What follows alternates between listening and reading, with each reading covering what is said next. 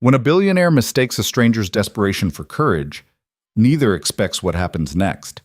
Daniel Hayes owned half the city but couldn't buy his way out of loneliness. Lily Carter owned nothing except her last shred of dignity, and she was about to gamble it on a lie. One humiliating blind date, one reckless request, one quiet yes that would crack open two carefully guarded lives. What started as pretend became something neither could control. But when wealth meets struggle, when masks fall and truth surface, some connections don't just change everything. They destroy the walls we built to survive. Stay until the end, hit like, and comment your city so I can see how far this story travels. The restaurant hummed with the kind of quiet prosperity that made Lily Carter's stomach turn. Not from hunger, though she was hungry, but from the sharp awareness that she didn't belong here. Crystal chandeliers cast warm geometric patterns across white tablecloths. Soft jazz drifted from speakers she couldn't see. Every woman wore jewelry that probably cost more than Lily's rent. Every man moved with the casual confidence of someone who'd never checked a bank balance before making a purchase. Lily sat rigid in her chair, phone face down on the table, watching the entrance with the fixed attention of someone expecting disaster. She'd been here 43 minutes.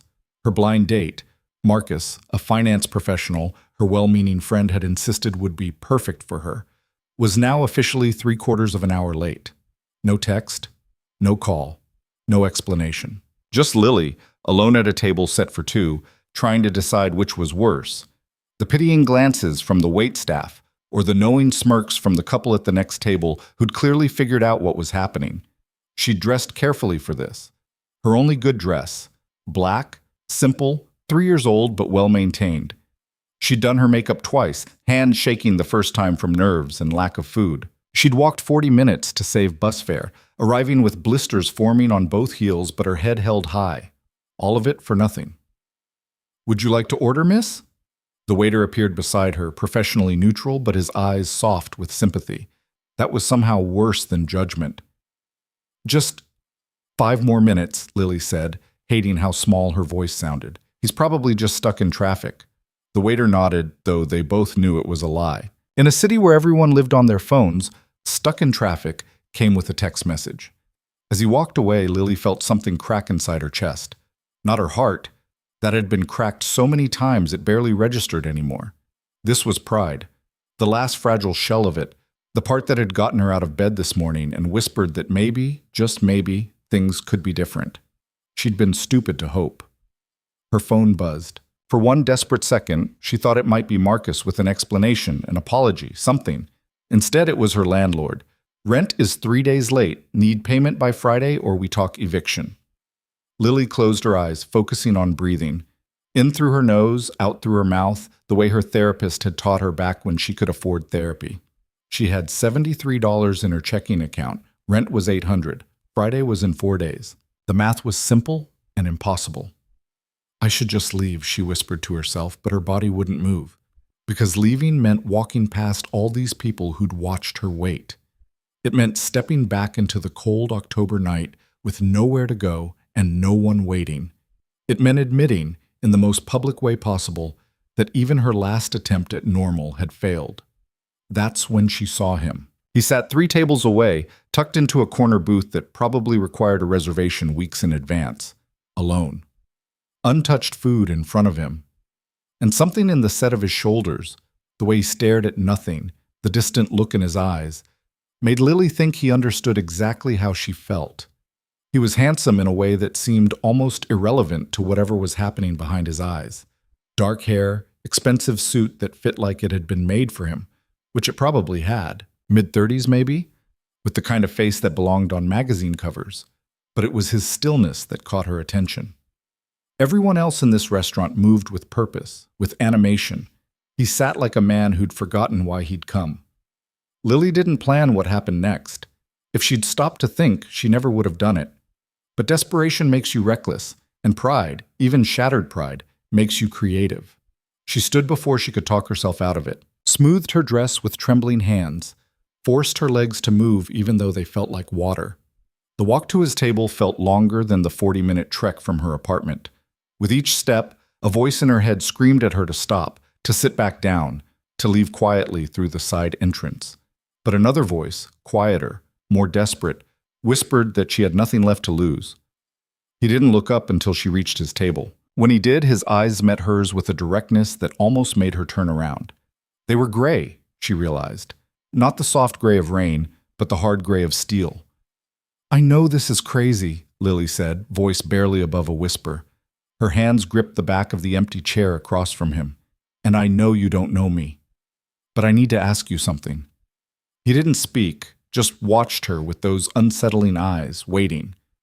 "My date didn't show up." The words came faster now, tumbling over each other. "And everyone's been watching me sit there alone for almost an hour. And I can't walk out of here like this. I can't." Her voice cracked on the last word. "So I'm asking if you would pretend, just for a few minutes. Let me sit here. Let people think my date actually came, and then I'll leave and you'll never see me again." The silence that followed felt heavy enough to crush her. Lily watched his face for any reaction. Anger, amusement, disgust. She'd take any of them. But his expression remained unreadable, studying her like she was a puzzle he couldn't quite solve. "Please," she added, hating herself for begging but unable to stop. "I'm not asking for money or anything else. Just 5 minutes of pretend. That's all." More silence. In it, Lily heard the full absurdity of what she'd just done. Approached a stranger in an expensive restaurant and asked him to participate in an elaborate lie to save her from embarrassment. What kind of person does that? What kind of desperate, pathetic person? She was about to apologize, to run, when he spoke. "Sit down." 2 words, quiet, measured, not unkind. Lily's knees went weak with relief.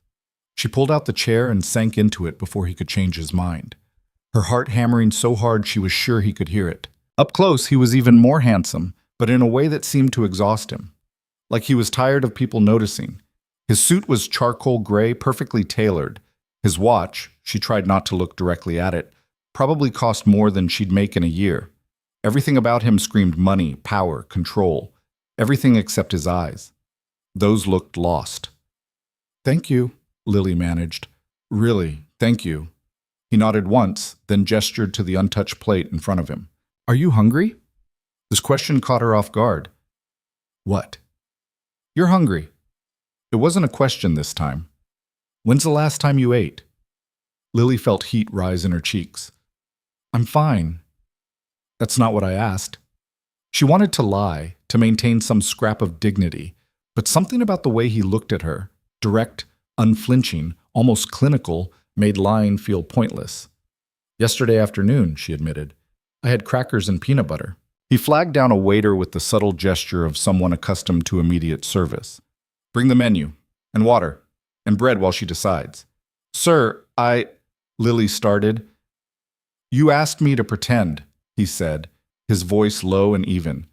"If we're pretending you're my date, you need to eat. People on dates eat." The logic was sound, but Lily felt something twist in her chest. Charity dressed up as theater. Still, when the waiter returned with warm bread and butter, the smell made her stomach contract painfully. She tried to eat slowly, with dignity, but she was so hungry that the first piece disappeared in 4 bites. He watched her without comment, which was somehow worse than if he'd said something. "I'm Daniel," he offered after a moment. "Lily." "Well, Lily, since we're on a fake date, we should probably talk. What do fake dates talk about?" There was the faintest edge of dark humor in his voice. Lily found herself almost smiling despite everything. "I don't know," she said. "I'm not very good at real dates. That's probably why I'm here asking strangers to impersonate them." "Can't be worse than being stood up." "I don't know. I've been stood up before. This is my first time asking a stranger to lie for me. I think I might be winning in the pathetic category." She hadn't meant to say that out loud. The exhaustion was making her reckless, stripping away the careful filters she usually maintained. But Daniel's expression shifted slightly. Not quite a smile, but something softer. "You're not pathetic," he said. "You're resourceful. There's a difference." The waiter returned. Lily ordered the cheapest thing she could find that still qualified as a meal. Daniel ordered nothing, just coffee. "You're not eating?" she asked. "I'm not hungry." "Then why are you here?" The question hung between them. It was too direct, too personal for strangers playing pretend.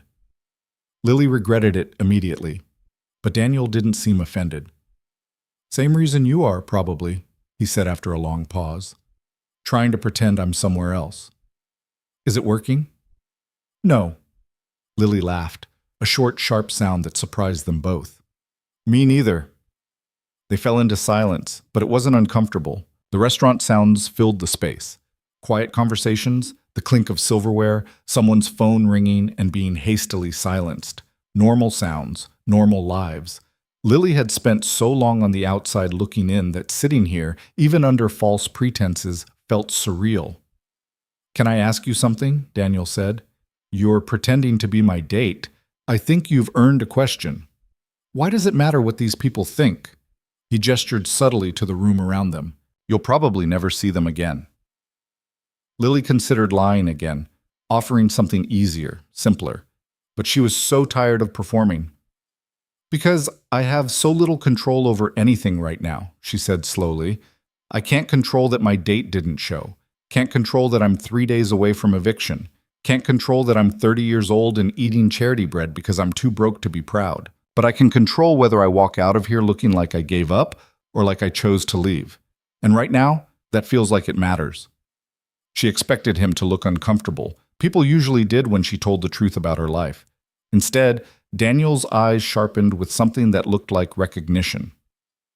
I understand that, he said quietly. Do you? More than you'd think. Her food arrived. Lily ate slowly this time, trying to maintain some semblance of normalcy, even as her body screamed at her to inhale everything on the plate. Daniel sipped his coffee and watched the room with the detached interest of someone killing time. What do you do? He asked. For work? I'm a designer, Lily said, then corrected herself. Well, I was a designer, had my own small studio, handmade pieces, custom work for clients who wanted something unique. It was starting to take off, actually. Then my business partner. She stopped, the familiar ache of betrayal rising in her throat. Let's just say he took the money and the client list and left me with the debt and the empty studio. You didn't have legal protection? I had trust, Lily said bitterly. Turns out that's not legally binding. Did you try to fight it? With what? I couldn't afford a lawyer. He could. The math was simple. She pushed food around her plate. So now I do freelance work when I can get it, which isn't often. And I try to rebuild. And I try not to think about how far I've fallen. Daniel was quiet for a long moment. When he spoke, his voice was careful. What kind of design?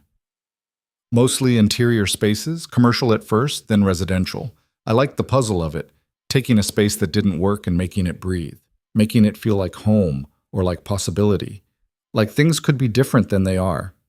She smiled sadly. Ironic, given that I can't fix my own life. That's not ironic.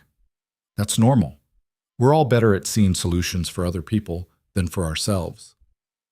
Something in the way he said it made Lily look at him more closely. You sound like you have experience with that. I do. She waited, but he didn't elaborate. Instead, he refilled her water glass from the pitcher the waiter had left, the gesture automatic and oddly domestic. What about you? Lily asked. What do you do? Business, Daniel said, the word deliberately vague. Buying, selling, managing. It's not very interesting. That's the most generic job description I've ever heard. Good. That was the goal. Lily tilted her head, studying him. You don't want to talk about it. I don't want to talk about most things. Then why are you still sitting here? The question seemed to catch him off guard. He looked at her for a long moment, and Lily saw something flicker in his eyes. Surprise, maybe, or recognition. I'm not sure, he admitted, but I am. They kept talking, small things at first, the weather, the restaurant, the absurdity of the whole situation. But gradually, almost without meaning to, they started going deeper. Lily told him about her childhood in a small town 3 states away, about her mother who'd raised 3 kids alone after their father left, about the pressure to be grateful and the shame of needing help. Everyone acted like we should be thankful for every scrap we got, she said. And we were, but also we were angry. Because gratitude doesn't fill stomachs, you know? It doesn't pay electric bills. And people who've never been poor don't understand that you can be grateful and furious at the same time. Daniel listened without the usual platitudes. He didn't say, "It could be worse," or "At least you had your mother," or any of the other useless phrases people offered when poverty made them uncomfortable. "I grew up rich," he said abruptly. "Obscenely rich. The kind of rich where people either wanted something from you or wanted to be you. And I spent most of my childhood trying to figure out which was which." It was Lily's turn to listen. "My father built an empire from nothing," Daniel continued. "Self-made, ruthless, brilliant. He wanted me to inherit all of it, the company, the wealth, the legacy. And I did. Got exactly what he wanted me to have." He paused. "And I've spent the last 5 years wondering if I wanted any of it. Do you? I don't know anymore. It's like being handed a script for your life and being told it's the only role available. You can perform it well or badly, but you can't audition for something else." "You could," Lily said. "You could walk away." "Could I? With responsibilities? With people depending on me? With a 5-year-old daughter whose mother walked out because she couldn't handle the pressure of this life?" His voice cracked slightly on the last sentence. Lily went very still. "You have a daughter." "Emma? She just turned 5. She's staying with my parents tonight. They think I'm at a business dinner." He laughed, sharp and humorless, which I guess is technically true. This is definitely business of some kind. I'm just not sure what. "She's lucky to have you." "Is she? I work 70 hours a week. I miss bedtimes. I travel constantly. Her nanny sees her more than I do. Some nights I come home and she's already asleep, and I stand in her doorway watching her breathe and wondering if I'm failing her the way everyone failed me." The raw honesty in his voice made Lily's chest ache. "You're there," she said firmly. "You haven't left. That matters more than you think." "Does it?" "Yes. My father left when I was 7. Just packed a bag one Tuesday and never came back. And you know what I remember most? Not the fights before, not even the years after. I remember standing in my doorway every night for months, waiting for him to come say goodnight, waiting to matter enough for him to stay." She met Daniel's eyes. "You matter to her. Trust me, the showing up matters." They sat in the weight of that truth, two strangers who'd somehow stumbled past small talk into something real, something that felt dangerous in its honesty. "Why didn't your date show up?" Daniel asked after a while. Lily shrugged. "I don't know. Maybe he looked me up online and realized I wasn't worth the time. Maybe he got a better offer. Maybe he just changed his mind. Does it matter? It matters if you're going to blame yourself." "I'm not—" She stopped. "Okay, yes, I am, because I'm 30 and broke and basically homeless and apparently not even worth a courtesy text. So yeah, I'm taking it personally. You shouldn't. Easy for you to say. It's easy for everyone to say. Doesn't make it less true." But Daniel leaned forward slightly. "You know what I see? Someone who asked a stranger for help because you were desperate. Someone who's honest about being broke instead of pretending otherwise. Someone who eats charity bread without apology because you're hungry and pride doesn't feed you. That's not weakness. That's survival without the luxury of pretending." Lily felt something tight in her chest loosen slightly. "You're good at this." "At what?" "Making me feel less pathetic." "You're not pathetic. You're just—" He paused, searching for the word. "Tired. That's different. What about you? Why are you here alone on a Friday night?" Daniel was quiet for so long that Lily thought he wouldn't answer. Then, "Because everywhere else I go, I have to be someone. The CEO, the single father, the guy who has it all figured out. And tonight, I couldn't. I came here thinking I'd eat alone and pretend to be normal for an hour. Then you walked up and gave me an excuse to pretend something else entirely. Is it working?" "Better than I expected." The check came. Daniel paid without looking at it, without hesitation, the kind of unconscious wealth that Lily used to resent but now just found exhausting. He was right. They lived in completely different worlds. This dinner probably cost less to him than her bus fare did to her. "I should go," Lily said, though part of her wanted to stay in this warm, safe bubble where someone actually listened. "I've taken up enough of your time." "You haven't," Daniel said, "but I understand." They stood together. Outside, through the restaurant windows, Lily could see rain starting to fall. Of course, because her night hadn't been complete without that particular indignity. "Do you need a ride?" Daniel asked, following her gaze. I'm fine, I can take the bus. It's raining. I've walked in rain before. Lily, I don't need charity, Daniel. The dinner was already... She couldn't finish the sentence. Already what? Already too much? Already enough to make her feel like a beggar in a borrowed dress? It wasn't charity, he said quietly. You asked me to pretend to be your date. Dates drive each other home. We're not really on a date. No, but we're also not really strangers anymore, so let me drive you home, please. The please did it. Not because of the word itself, but because of how he said it, like he was the one asking for something. Okay, Lily said. Thank you. His car was exactly what she expected. Sleek, black, probably worth more than she'd earn in 5 years. The inside smelled like leather and rain. Daniel drove in silence, following her quiet directions through streets that got progressively worse the farther they went from downtown. When they pulled up to her building, a rundown complex with broken streetlights and graffiti on the walls, Lily felt shame wash over her. This was her reality. This was what her life looked like when you stripped away the pretending. This is me, she said, reaching for the door handle. Lily. She paused. I want to ask you something, and I need you to hear it as a genuine question, not an insult. She tensed. Okay. If someone offered you design work with real pay, would you take it? Obviously, but no one's offering. What if someone did? She turned to look at him fully. What are you talking about? I own a company, several companies actually, and one of them is in the middle of a major renovation project. We need designers, good ones. People who understand how to make spaces feel like more than just rooms. Lily's heart started racing. Daniel, I'm not offering you charity.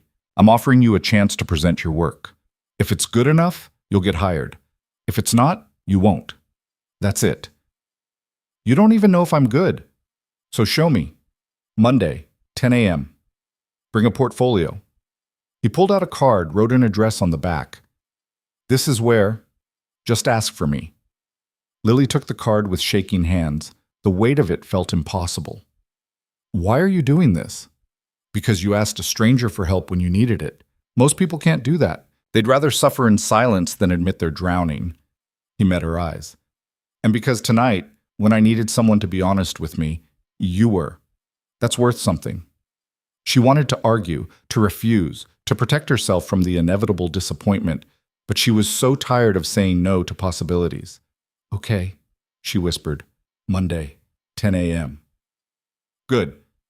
Lily got out of the car, rain immediately soaking through her dress. She turned back, leaning down to look through the passenger window he'd lowered. Thank you, Daniel, for all of it. Don't thank me yet. This isn't kindness. If your work isn't good, I won't hire you. I know. She smiled slightly. That's why I believe you. She watched him drive away, the taillights disappearing around the corner. Then she stood in the rain for a long moment, holding a business card that might change everything or might change nothing. Inside her apartment, one room, peeling paint, a window that didn't quite close, Lily spread her portfolio across the floor. Design work from before the betrayal, from before everything fell apart. She looked at it with fresh, critical eyes. It was good. Not perfect, not revolutionary, but good. Honest work that showed care and creativity and attention to detail. Maybe that would be enough. Or maybe this was just another version of tonight's humiliation, dressed up as opportunity. But standing there, surrounded by evidence of who she'd been and who she might still be, Lily made a choice. She would show up Monday. She would present her work. And whatever happened after that, rejection, acceptance, something in between, at least she would know she tried. That was more than she'd been able to say in a long time. She fell asleep on the floor, portfolio pages scattered around her like promises, and dreamed of spaces that breathed with possibility. The weekend passed in a blur of anxiety and preparation. Lily worked through Saturday night and most of Sunday, rebuilding her portfolio with hands that wouldn't stop shaking. She reorganized her designs 3 times, second-guessing every choice. Too modern? Not modern enough? Would they see the potential, or just the gaps where better equipment would have made a difference? By Sunday evening, her eyes burned from staring at her laptop screen. She'd skipped meals again. Not intentionally this time, just forgot. The coffee had gone cold hours ago, but she drank it anyway. Her phone buzzed. Another text from her landlord. "Friday, Lily. I mean it." She typed back, "I know, I'm working on it." Which was technically true, though working on it meant gambling everything on a Monday morning meeting with a man who'd probably already forgotten about her. She tried not to think about that possibility. Monday morning arrived with the kind of gray sky that matched her mood. Lily stood in front of her closet, if the rickety tension rod holding 5 hangers could be called a closet, and stared at her options. The black dress from Friday was still damp from the rain, smelling faintly of mildew. That left a skirt with a broken zipper she'd safety pinned shut, or the navy pants with the frayed cuffs she'd tried to trim herself. Professional. She needed to look professional. She chose the pants, paired with a white blouse she'd thrifted 2 years ago. Acceptable. Not impressive, but acceptable. She couldn't afford impressive. The address Daniel had written down led her to a building that made her stomach drop. All glass and steel, modern architecture that probably won awards, with a lobby that looked more like an art gallery than an office entrance.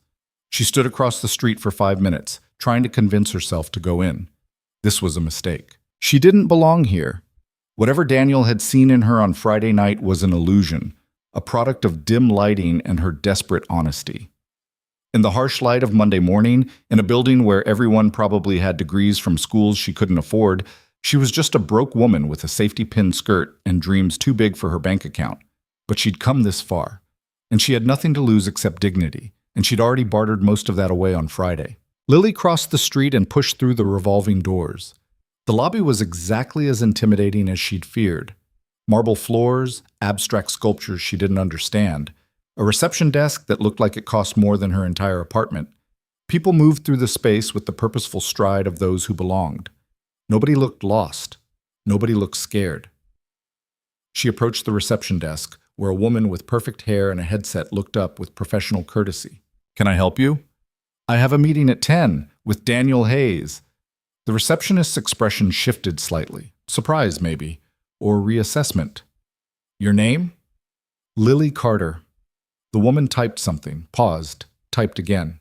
Her eyes flicked to Lily's outfit, then back to her screen. "Mr. Hayes is in a board meeting. It's running over. You can wait in the lobby or—" "I'll wait." She'd walked 45 minutes to get here. She'd wait. The receptionist gestured to a seating area with chairs that looked too expensive to sit on. Lily perched on the edge of one, portfolio clutched in her lap, and watched the clock tick past 10. Then 10:15. 10:30. Other people came and went. All of them looked like they belonged. Tailored suits, confident gaits, phones pressed to ears conducting business that probably involved more money than Lily had ever seen. She felt like a stain on the pristine lobby. At 10:40, a woman in her 50s approached. Sharp gray suit, sharper eyes, the kind of person who'd built a career on noticing details. "Ms. Carter?" Lily stood quickly. "Yes." "I'm Jennifer Walsh, Director of Operations. Mr. Hayes asked me to apologize for the delay. He's still in meetings, but he wanted me to conduct the initial interview." Not Daniel himself, of course not. What had she expected? That he'd drop everything for the random woman he'd met once? "That's fine," Lily said, trying to keep disappointment out of her voice. Jennifer led her to an elevator that required a key card to access certain floors. They rode to the 23rd floor in silence, Jennifer checking her phone, Lily trying not to fidget. The office they entered was all windows and clean lines. A conference table dominated the space, already occupied by 2 other people. A man in his 40s with architect written all over him, and a younger woman with a tablet and the exhausted look of someone who'd been in back-to-back meetings. "This is Marcus Chen, lead architect on the renovation project," Jennifer said, "and Sarah Kim, project coordinator. They'll be evaluating your presentation along with me." Not Daniel. None of them were Daniel. Lily set her portfolio on the table with hands that had started shaking again. "Should I wait for Mr. Hayes?" "Mr. Hayes won't be joining us for this portion," Jennifer said smoothly. "He reviews all final candidates personally, but initial presentations go through the team. Standard procedure." Standard procedure. Of course it was. This wasn't special. She wasn't special. Daniel had probably sent dozens of people through this process. "Whenever you're ready," Marcus said, not unkindly. Lily opened her portfolio. For a moment, looking at her design spread across this expensive table, she felt the full weight of inadequacy. These were good. She knew they were good. But they were also years old. Done with limited resources. Nothing compared to what these people probably saw every day. But she'd survived worse than judgment. She'd survived betrayal and poverty and standing alone in restaurants. She could survive this. "My name is Lily Carter," she began, voice steadier than she felt. "I've been designing commercial and residential spaces for 6 years. My approach focuses on functionality without sacrificing emotional resonance. Spaces should work, but they should also feel like something." She walked them through her portfolio. A coffee shop she'd designed in her first year, turning a cramped corner unit into something that felt open and welcoming. A family home where she'd worked with an impossible budget and made it sing. An office renovation that had won a small local award before everything fell apart. Marcus asked technical questions. Sarah wanted to know about timelines and budgets. Jennifer just watched, her expression unreadable. "These are impressive," Marcus said, examining a rendering of a restaurant space. "But they're also dated. What have you done recently?" The question she'd been dreading. "Not much," Lily admitted. "I ran my own studio until about 8 months ago. My business partner embezzled funds and disappeared with our client list. I've been rebuilding since then." "Rebuilding how?" Jennifer asked. "Small freelance projects, consultations, whatever I can find." She met Jennifer's eyes. "I'm not going to lie and say I've been thriving. I haven't, but I'm still working, still designing, still good at what I do. Can you show us recent work?" "I have sketches, concepts, nothing built, because nobody's hired me to build anything." Lily pulled out her sketchbook, worn, coffee-stained, filled with ideas she'd developed at 3 in the morning when sleep wouldn't come. "This is what I've been working on. Theoretical designs for different spaces, different needs, just to keep my skills sharp." She showed them a concept for a community center, designed to feel warm and accessible.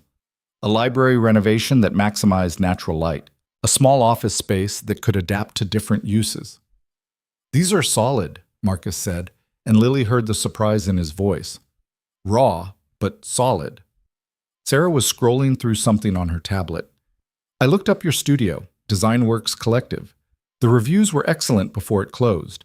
Clients specifically mentioned your attention to detail and ability to work within constraints." "I'm good with constraints," Lily said. "I've never had the luxury of unlimited budgets. You learn to be creative." Jennifer leaned back in her chair. "Tell me about your design philosophy. Not the elevator pitch, the real one." Lily took a breath. "I think spaces lie to us. We're told they're just neutral containers for life, but they're not. They shape how we move, how we feel, what we think is possible. A good space doesn't just house activity. It enables it, makes it easier to be the version of yourself you're trying to become." "That's very theoretical," Jennifer said. "How does it translate to practical work?" "It means I pay attention to how people actually use spaces, not just how we think they should. It means I ask questions about workflow and habit and emotion. It means I design for real life, not magazine spreads." Marcus and Sarah exchanged a glance. Jennifer's expression remained neutral. "What kind of project are you working on?" Lily asked, because waiting for their judgment was unbearable. Mr. Hayes mentioned a renovation. "A mixed-use development," Sarah said. "Commercial spaces on the ground floor, residential above. The goal is creating community, a place that feels cohesive rather than just stacked functions." Lily's mind immediately started working. "What's the location? Urban? Suburban?" "Urban. Revitalizing a neighborhood that's been neglected." "So you're not just designing for who lives there now. You're designing for who you hope will come, while not displacing who's already there." Jennifer's eyebrow lifted slightly. "That's the challenge, yes. Then you need spaces that feel aspirational but accessible.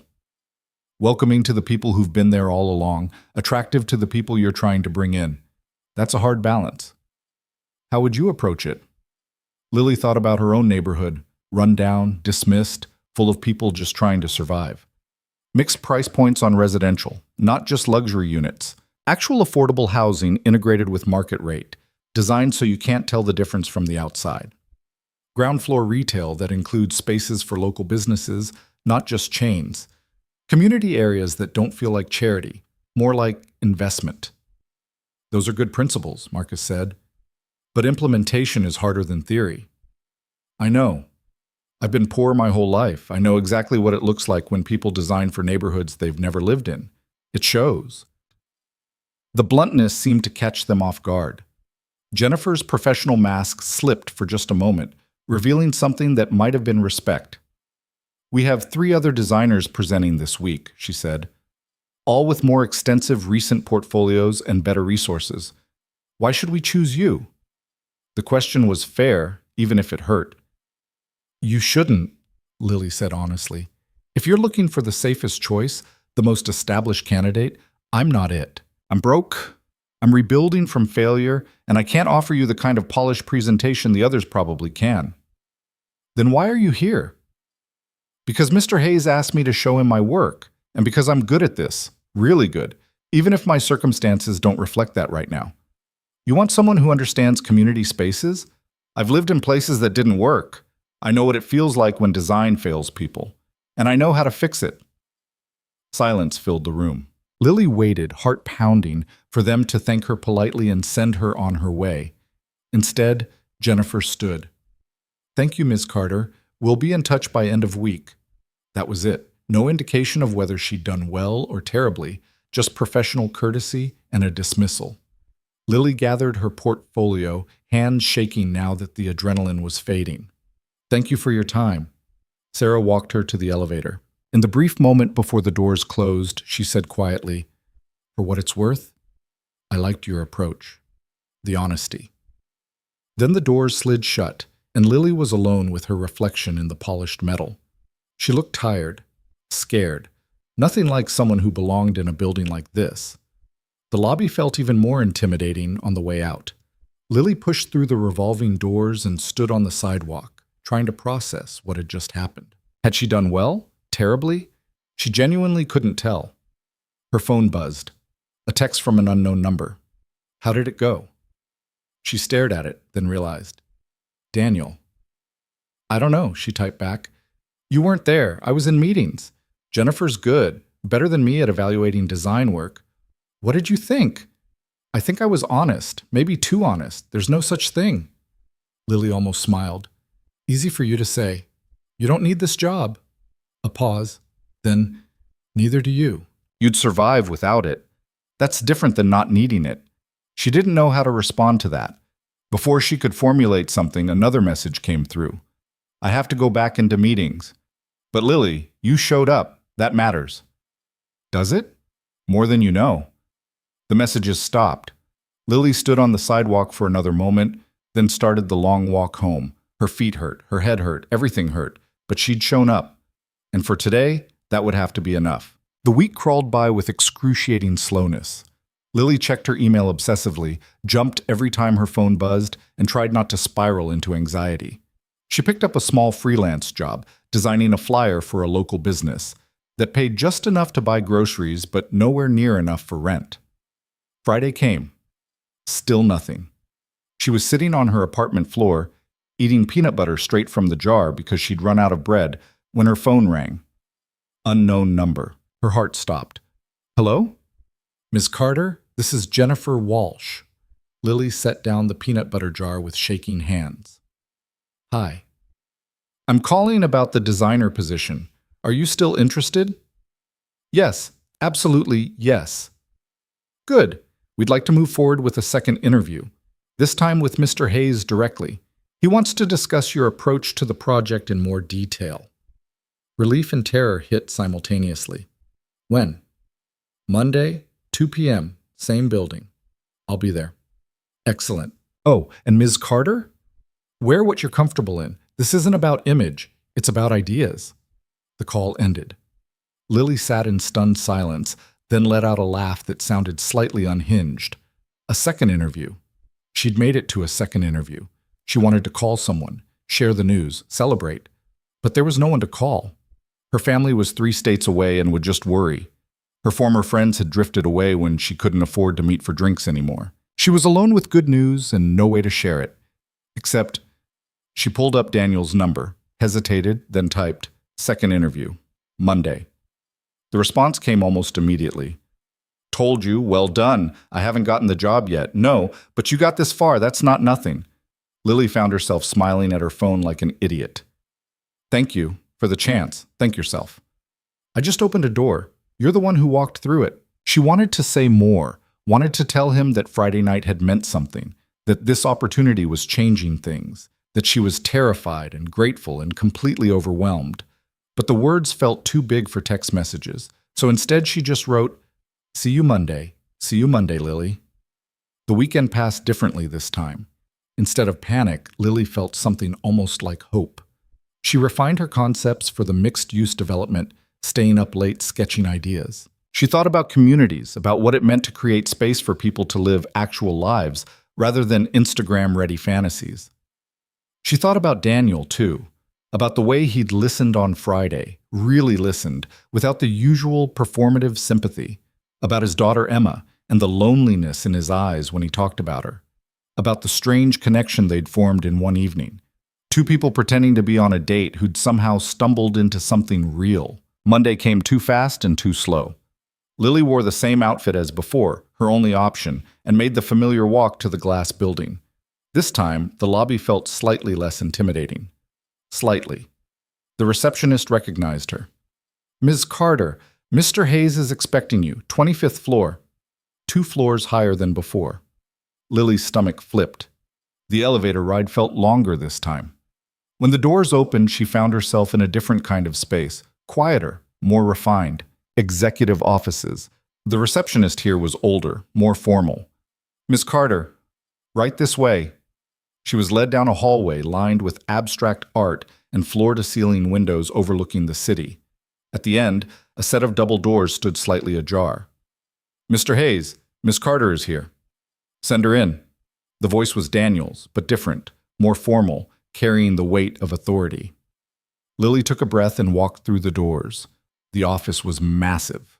Clean lines, minimal furniture, one wall entirely glass with a view that probably cost more than most people's homes. And behind a desk that looked carved from a single piece of dark wood sat Daniel, wearing a suit that made Fridays look casual. He stood when she entered. "Lily, thank you for coming."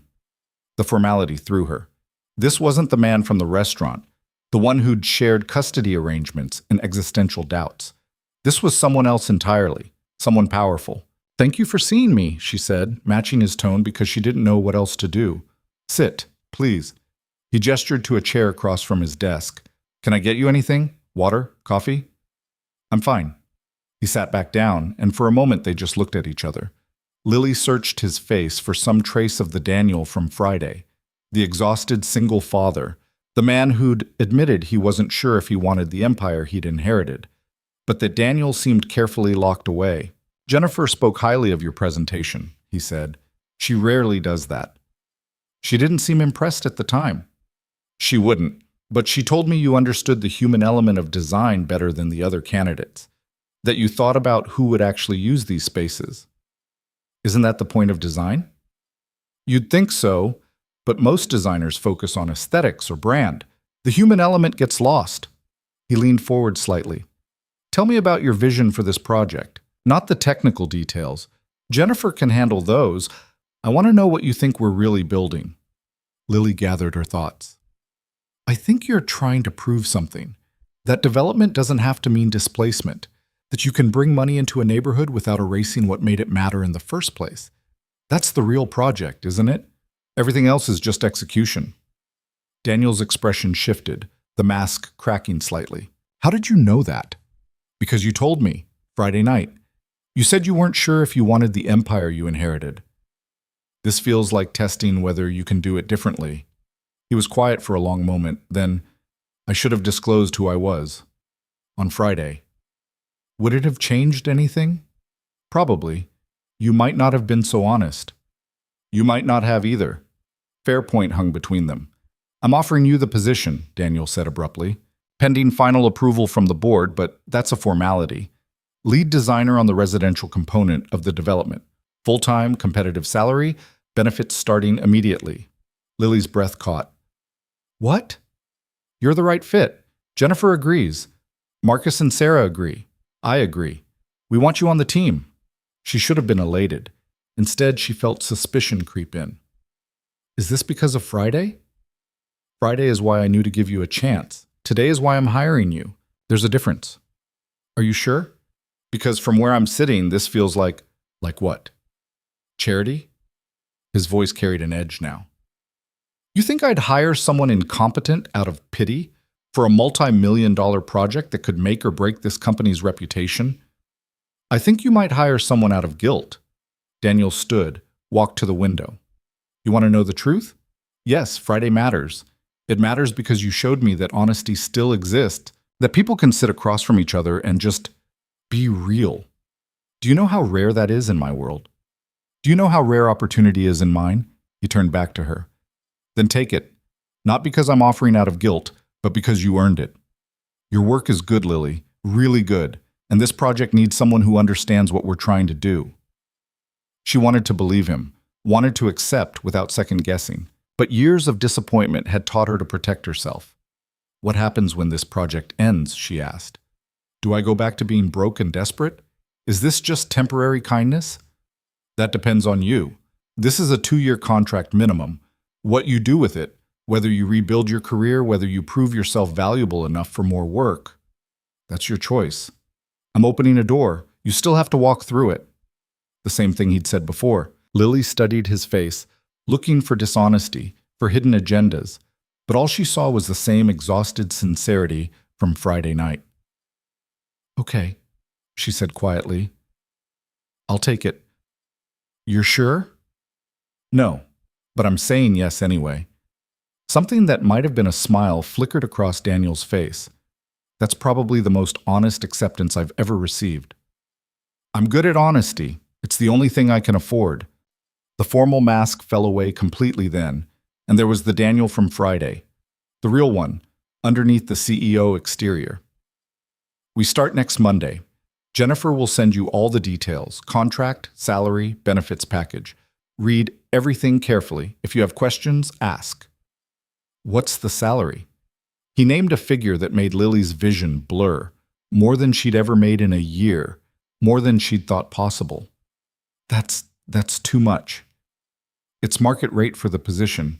Actually, it's slightly below market rate, but you'll get performance bonuses if we hit milestones. He paused. Lily, you can afford rent now, and food, and whatever else you need. That's not charity. It's compensation for work. She nodded, not trusting her voice. One more thing, Daniel said. This stays professional. What happened Friday? The dinner, the conversation, all of it, that was separate. Here, I'm your boss.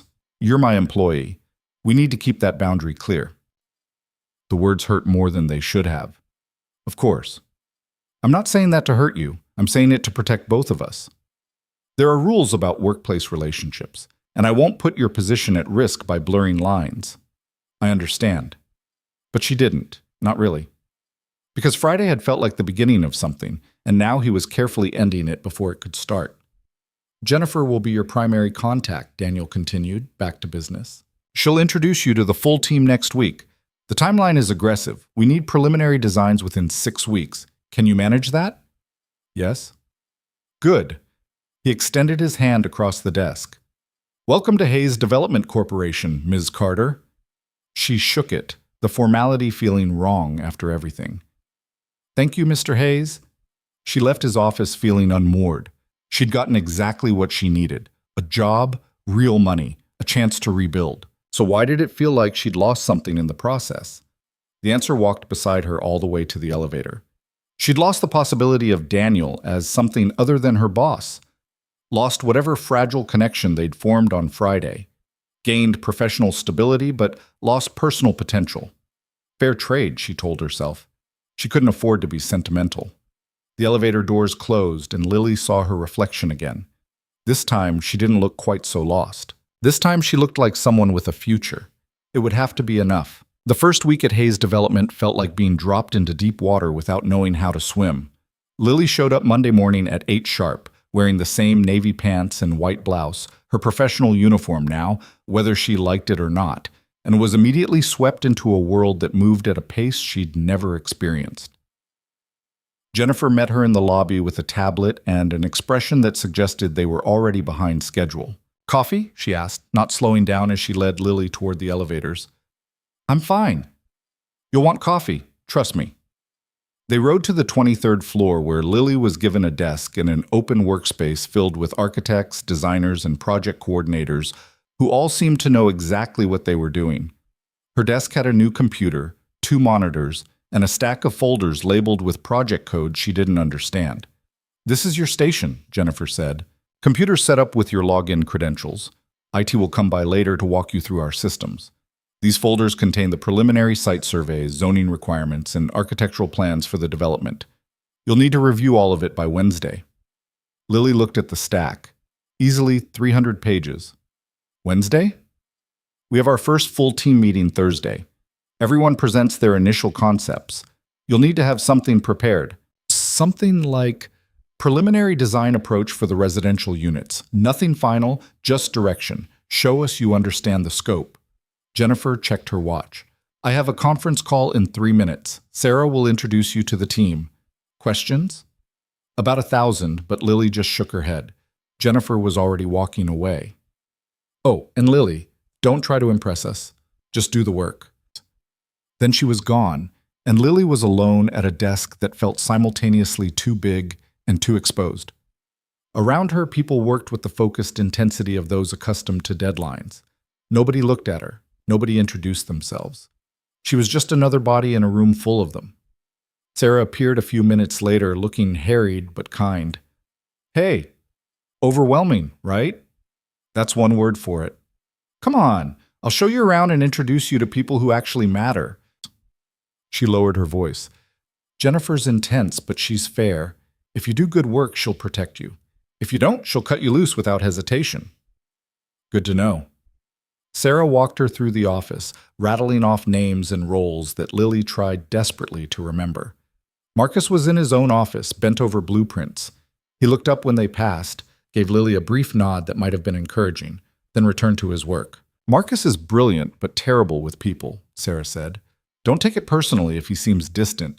He's just always 3 steps ahead in his head. They passed a conference room where several people were engaged in what looked like a heated discussion about load-bearing walls.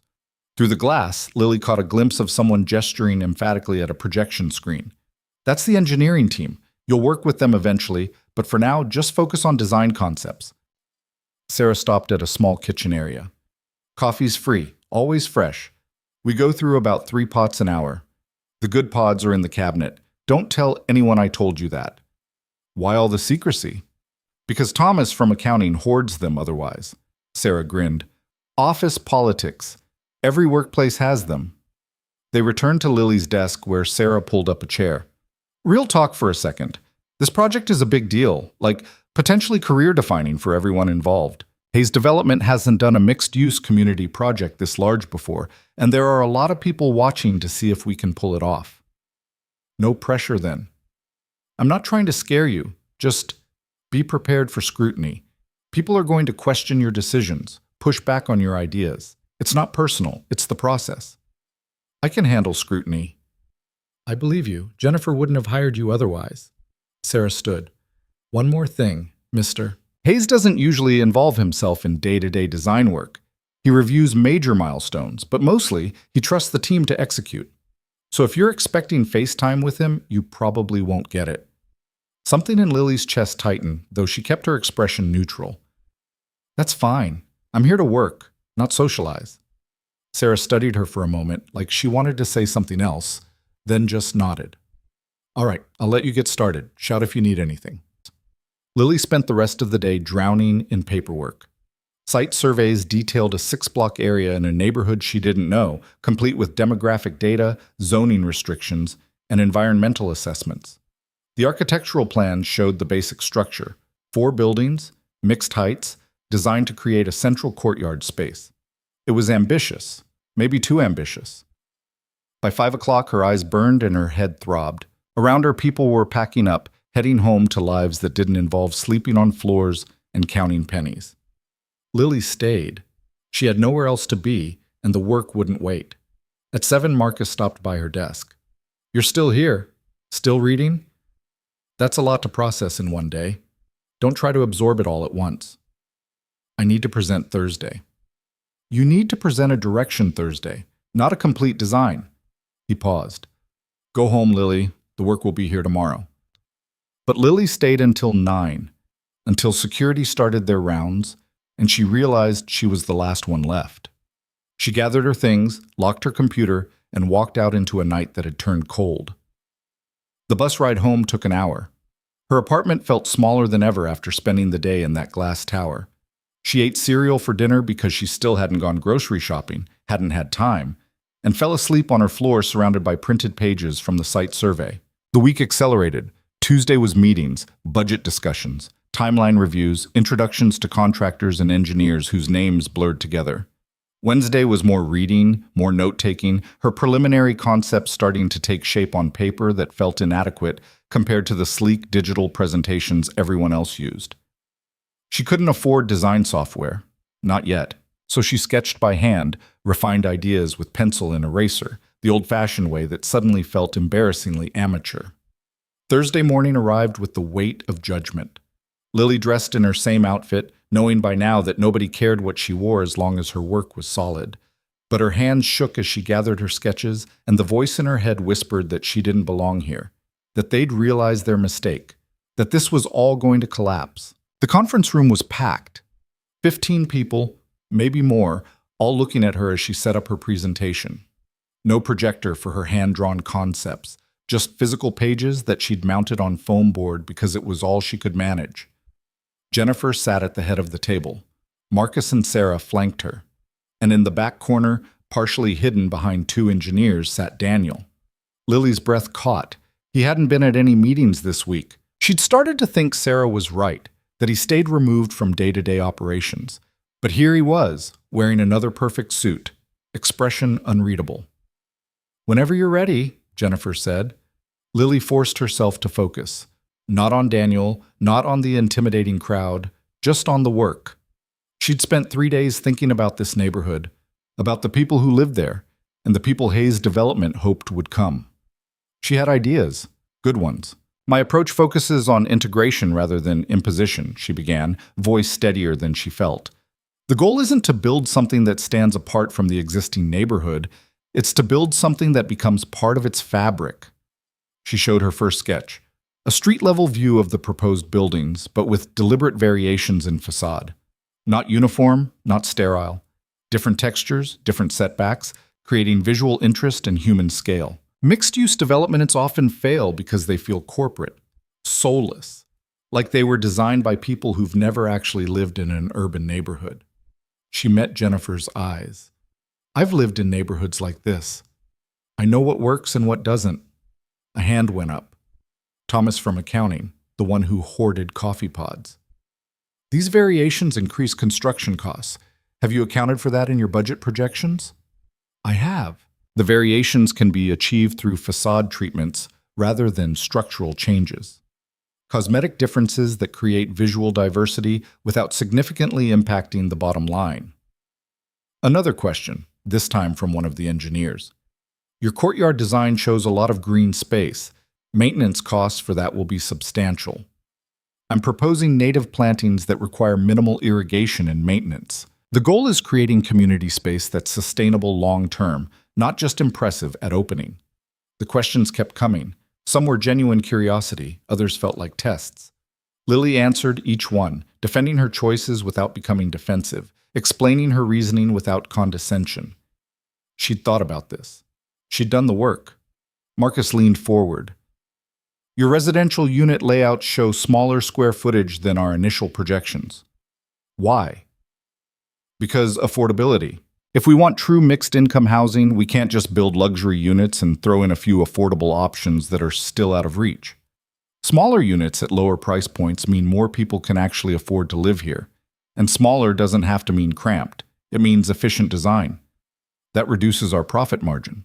In the short term, yes. Long term, it builds the kind of community that sustains itself. People who can afford to live here will stay here. That stability increases property values over time. Jennifer was writing something. Lily couldn't read her expression. Daniel hadn't said a word, just watched from the back of the room, his face carefully neutral. Lily showed her final sketches, interior concepts for the residential units, showing how small spaces could feel open through smart design. Built-in storage, flexible layouts, natural light maximization. Nothing revolutionary, but thoughtful, practical. When she finished, silence filled the room. Lily stood in it, waiting for judgment, her heart hammering against her ribs. Questions? Jennifer asked the room. Thomas spoke first. It's solid work.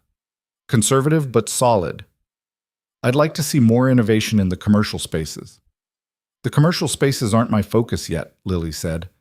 I'm designing residential first. Commercial comes after we understand who's living there. Marcus nodded slowly. That's the right approach. Community needs drive commercial, not the other way around. More discussion followed. People debating aspects of her design, suggesting modifications, pointing out potential problems. Lily listened, took notes, defended what needed defending, and conceded what made sense. This was collaboration, not combat. She had to remember that. Finally, Jennifer stood. Thank you, Lily. This is a strong starting point. We'll incorporate feedback and you'll revise for next week's review. Good work. The meeting broke up. People filed out, some offering Lily brief nods of acknowledgement, others already talking about the next agenda item. She gathered her foam boards with shaking hands, trying to process what had just happened. Had that gone well? Badly? She genuinely couldn't tell. Lily, she turned.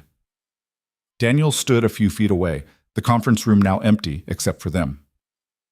Mr. Hayes, you did well. The design has merit. The formal distance stung, even though she'd expected it. Thank you. Jennifer mentioned you're working with hand-drawn sketches. You don't have access to design software? I can't afford it yet. First paycheck isn't until next month. Something flickered in his expression. The company has licenses for all major design programs. You should have been given access day one. I'll have IT set that up. That's not necessary. It's standard for all designers. You're not getting special treatment. You're getting what you should have had from the start. He paused. Someone dropped the ball on onboarding. That's on us, not you. Okay. Thank you. They stood in awkward silence, the professional boundary between them feeling more pronounced now than when they'd been strangers in a restaurant. How's Emma? Lily asked, then immediately regretted it. Too personal, not appropriate. But Daniel's expression softened slightly. She's good. Started kindergarten last month. Having a hard time with the transition. That's a big change for a 5-year-old. It is. She keeps asking why she can't stay home with me instead. He smiled sadly. I'm trying to explain that work is important, but I'm not sure she understands. She understands you're not there. That's what matters to her. The truth landed between them. Daniel looked away, jaw tight. I should go, Lily said. I have revisions to start. Right. Of course. He moved toward the door, then paused. Lily? Yes? Keep being honest in your presentations. It's your strength. Don't lose it trying to sound like everyone else. Then he was gone, leaving Lily alone in the conference room with the echo of advice that felt more personal than professional. The weeks blurred together. Revisions, presentations, more revisions. Lily worked longer hours than anyone else, arriving early and staying late, driven by a combination of determination and fear. She couldn't afford to fail, not when she'd finally caught a break. Her first paycheck arrived via direct deposit on a Friday. Lily checked her bank balance 3 times to make sure it was real. The number still didn't seem possible. She paid her rent, on time, in full, and nearly cried at the relief of it. Bought groceries without counting pennies, replaced her safety pin skirt with 2 actual professional outfits that fit properly. Small changes, but they felt massive. The team started to accept her. Not warmly exactly, but with professional respect. Her designs were good. Even the skeptical ones had to admit that. She understood the human element in ways they didn't, and slowly, her influence began shaping the entire project. Marcus started consulting her on spatial flow. Sarah asked for her input on community programming. Even Thomas from accounting stopped questioning every cost projection, though he still hoarded the good coffee pods. But Daniel remained distant. Lily would catch glimpses of him in the office, always moving between meetings, always focused on something she wasn't part of. They hadn't spoken beyond brief professional exchanges since the conference room conversation. He reviewed her milestones through written feedback delivered via Jennifer. No face-to-face discussions, no personal moments. It was better this way, Lily told herself. Cleaner, professional. She almost believed it. 6 weeks into the job, Jennifer called Lily into her office. It was a Friday afternoon, and most people had already left for the weekend. Lily's stomach clenched. Friday afternoon summons were never good. Jennifer's office was neat, organized, intimidating. She gestured to a chair without preamble. "How do you think you're doing?" she asked. Lily chose honesty. "I think I'm doing solid work. Not perfect, but solid." "You're right. Your designs are consistently strong. You meet deadlines. You take feedback without getting defensive." Jennifer leaned back. "But you're also working yourself to exhaustion. I've noticed you're here until 9 or 10 most nights." I want to make sure that you prove yourself. I understand, but burnout doesn't serve anyone. This is a marathon, not a sprint. I can handle it. Maybe, but you shouldn't have to. Jennifer pulled out a folder. "We're making some team adjustments, bringing on an additional junior designer to support you. Someone to handle the grunt work so you can focus on concept development." Relief and guilt hit simultaneously. "I don't need help. I didn't ask if you needed it. I'm telling you you're getting it." Her name is Rachel Chen, Marcus's niece, fresh out of design school, eager to learn. She starts Monday. "Okay." "And Lily, go home at reasonable hours. That's not a suggestion." Lily left Jennifer's office feeling strange, supported maybe, or possibly being set up for replacement. She couldn't tell which. Rachel turned out to be everything Lily wasn't: confident, polished, equipped with the latest software and a portfolio full of academic awards. She was 23 and impossibly self-assured, and Lily hated how intimidated she felt around someone 5 years younger. "So you're the one everyone's talking about," Rachel said Monday morning, settling into the desk beside Lily's with the ease of someone who'd never doubted she belonged anywhere. "People are talking about me. Uncle Marcus says you're the most naturally talented designer he's worked with in years, but also that you have no formal training, which is wild. I went to community college. For design? For general studies. I couldn't afford a 4-year program."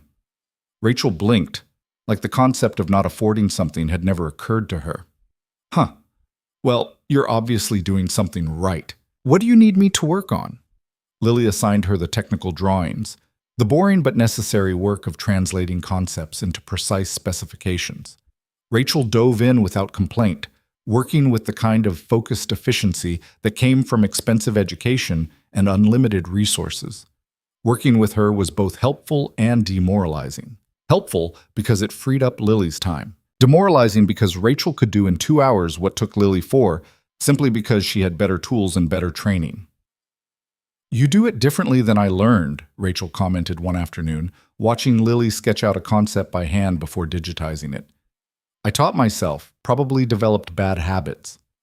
"I didn't say it was bad, just different. Actually, I kind of like it, more organic." The compliment felt genuine, which made it worse somehow. Lily didn't want to be the scrappy underdog with charm. She wanted to be legitimately good. The project accelerated toward a critical milestone: the board presentation. In 2 weeks, Daniel would present the full development plan to Hayes Development's board of directors. Their approval would greenlight construction. Their rejection would kill the project entirely. Everything hinged on this presentation, and everyone's work would be on display. Jennifer assembled the team for a preparation meeting. The board cares about 3 things: feasibility, profitability, and community impact. We need to prove all 3. Daniel will lead the presentation, but he'll be calling on each department to speak to their areas. Lily, you'll present the residential design approach. In front of the board? Is that a problem? No, I didn't realize I'd be presenting directly. Your work is central to the community impact argument. The board needs to hear from you directly. Jennifer's expression was unreadable. Daniel specifically requested you present this section. Lily's heart stuttered. He did? He believes your perspective is critical. Don't make him regret that faith. The next 2 weeks were brutal. Lily refined her presentation obsessively, practicing in front of Rachel, in front of Marcus, in front of anyone who would listen. She memorized every detail, anticipated every possible question, prepared backup slides for backup slides. She barely slept, barely ate. Just worked and worried and worked some more. The night before the board meeting, Lily was still in the office at 11, running through her presentation one more time when she heard footsteps. She looked up, expecting security. It was Daniel.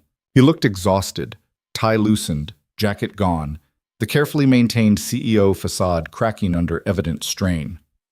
"You're still here," he said. "Last-minute prep." "It's 11 at night. The prep is done. I just want to make sure that you're perfect. I know." He sat in the chair across from her desk, the movement informal in a way that felt jarring. "But perfection isn't the goal tomorrow. Connection is. The board wants numbers and proof, not connection. The board wants to believe in what we're building. Numbers prove feasibility. Connection proves purpose." He ran a hand through his hair. "I've been doing this a long time, Lily.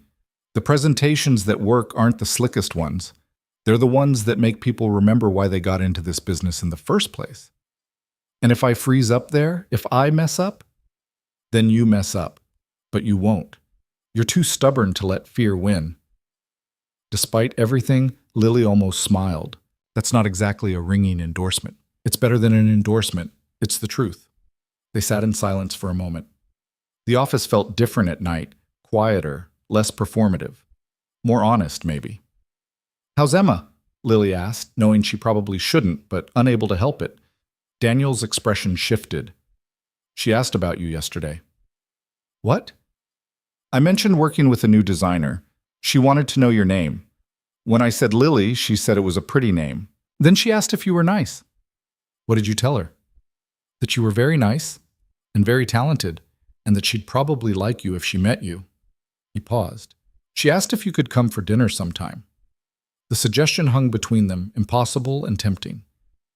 "That's not appropriate," Lily said quietly. "You said we needed boundaries."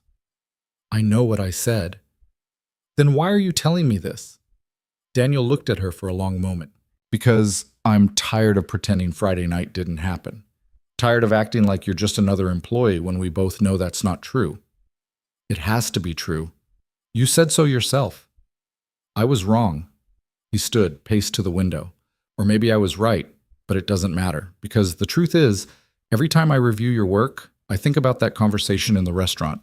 Every time Jennifer mentions your name, I remember how you asked me for help when you were desperate. And I can't—" He stopped. "I can't keep treating you like just another designer when you're not." Lily's heart was racing. "Daniel, I'm not asking for anything. I'm just being honest. That's what we did that night, right? We were honest. We were strangers then. It's different now." "Is it?" She didn't know how to answer that. Daniel turned back to her. "Do well tomorrow. Not for me, for yourself. Show them what you showed me that night, that you understand what matters. And after tomorrow? I don't know, but we'll figure it out." He left before she could respond, disappearing into the dark hallway, leaving Lily alone with her racing thoughts and her half-finished presentation and the impossible weight of hope. The board meeting was scheduled for 2 in the afternoon. Lily dressed in one of her new outfits, gray pants, burgundy blouse, attempting confidence she didn't feel. Her hand shook while doing her makeup. She'd thrown up twice that morning from nerves. This was it. Everything she'd worked for, everything she'd rebuilt, came down to the next 2 hours. The boardroom was on the 26th floor, even more intimidating than Daniel's office. Long table, leather chairs, a view that probably cost more than Lily's childhood home. 12 board members filed in, men in expensive suits, women in power clothes, all wearing expressions of polite skepticism. Daniel stood at the head of the table, looking completely in control. Jennifer sat to his right. Marcus and the lead engineer flanked the presentation screen, and Lily sat in the middle, trying not to hyperventilate. Daniel began with the overview. Market analysis, projected returns, development timeline. He spoke with the kind of smooth authority that came from years of practice. The board listened, asked sharp questions, seemed generally satisfied. Then he got to community impact. "This isn't just about profit," Daniel said. "It's about proving development can serve existing communities without displacing them. That we can build responsibly while still building successfully. To explain our approach, I'd like to turn it over to Lily Carter, our lead residential designer." Every eye in the room turned to her. Lily stood on legs that felt weak.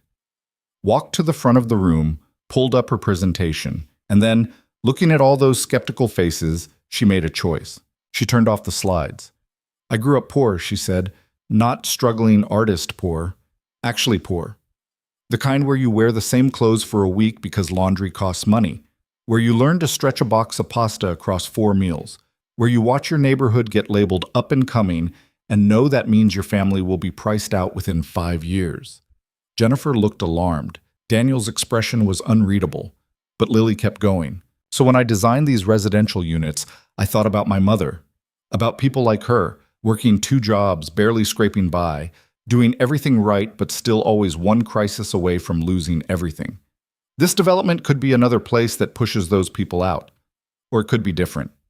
She pulled up a single slide, her integrated housing model, showing mixed-income units designed to look identical from the outside. True affordability isn't charity units tucked in a back building. It's integration.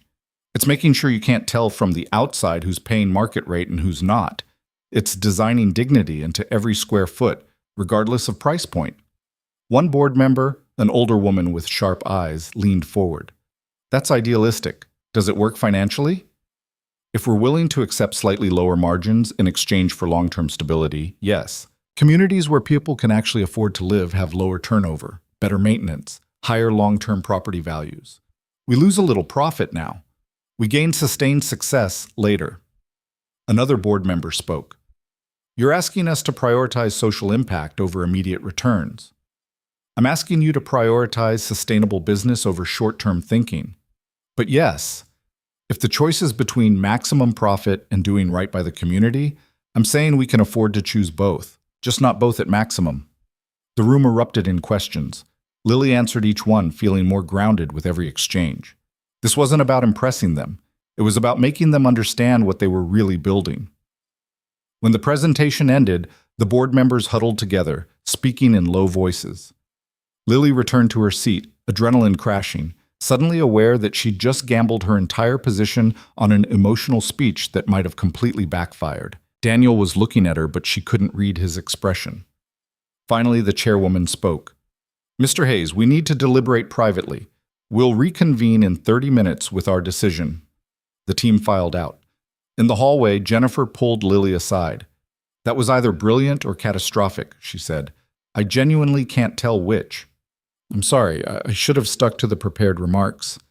Actually, I think you did exactly what needed doing. They needed to see the humanity in this. Whether they'll reward you for it or punish you." She shrugged. "We're about to find out." The 30 minutes felt eternal. Lily paced in an empty conference room, replaying every word, every answer, wondering if she'd just destroyed everything. When they were called back in, the chairwoman's expression gave nothing away. "Mr. Hayes," she began, "the board has voted on your proposal." Lily held her breath. "We're approving the project to move forward, with one condition."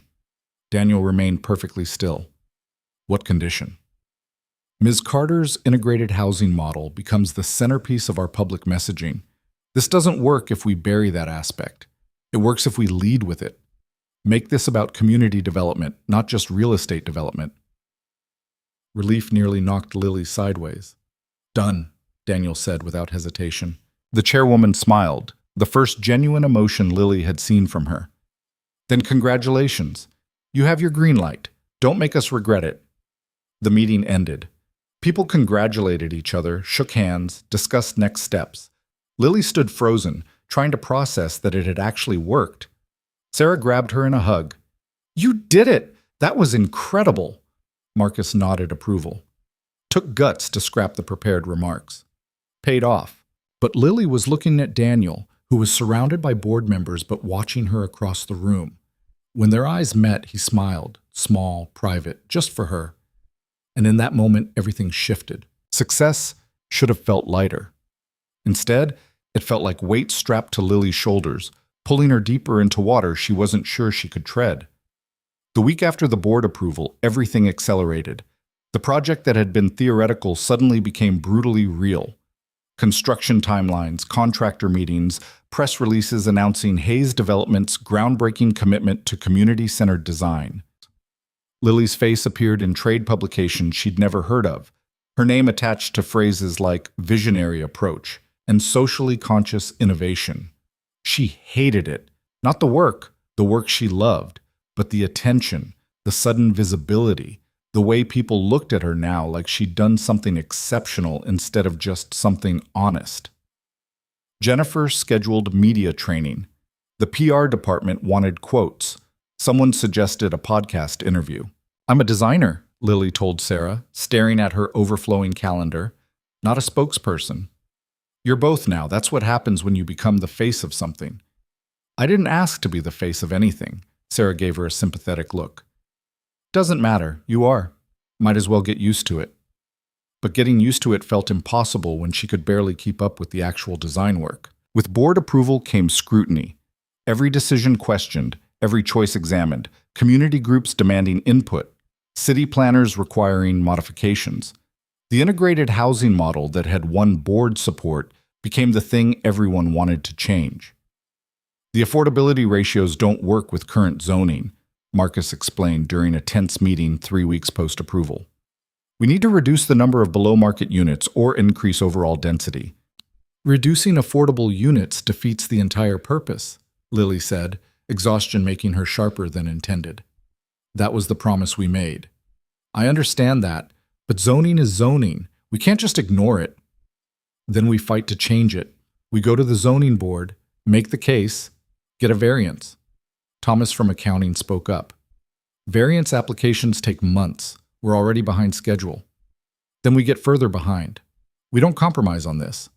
Jennifer, presiding over the meeting with her usual unreadable expression, finally intervened. "Lily's right. The housing integration was our commitment to the board. We can't walk it back without losing credibility. Marcus, work with legal on the variance application. Thomas, build the delay into the timeline projections." "That's going to cost us," Thomas muttered. "Then it costs us. Some things are worth the expense." Lily should have felt vindicated. Instead, she just felt tired. The meetings kept multiplying. Community stakeholders wanted reassurance that development wouldn't displace them. Investors wanted proof the project would still be profitable. The city's housing authority needed endless documentation proving affordability compliance.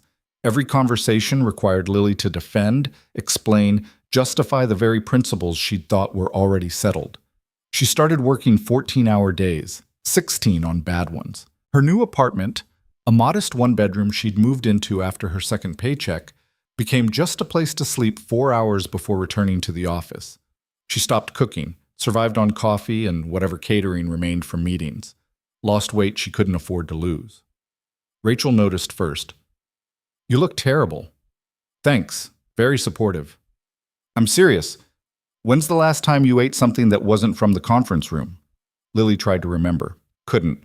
"I'm fine." "You're not fine. You're exhausted." Rachel leaned against Lily's desk. "Look, I know you think you have to prove yourself every single day, but you already got the job. You already won the board over. You can ease up a little." "Can I?" "Because every meeting feels like one wrong answer away from everything falling apart." "That's in your head. Everyone respects your work. You've earned that." But respect didn't feel earned when she'd barely had time to prove herself. 3 months ago, she'd been eating charity bread. Now she was making decisions that affected millions of dollars and hundreds of families. The whiplash was disorienting. Daniel remained conspicuously absent. Lily would see him occasionally, passing in hallways, sitting in on major meetings, but he never sought her out, never followed up on that late-night conversation before the board presentation. The professional distance he'd insisted on had apparently become permanent.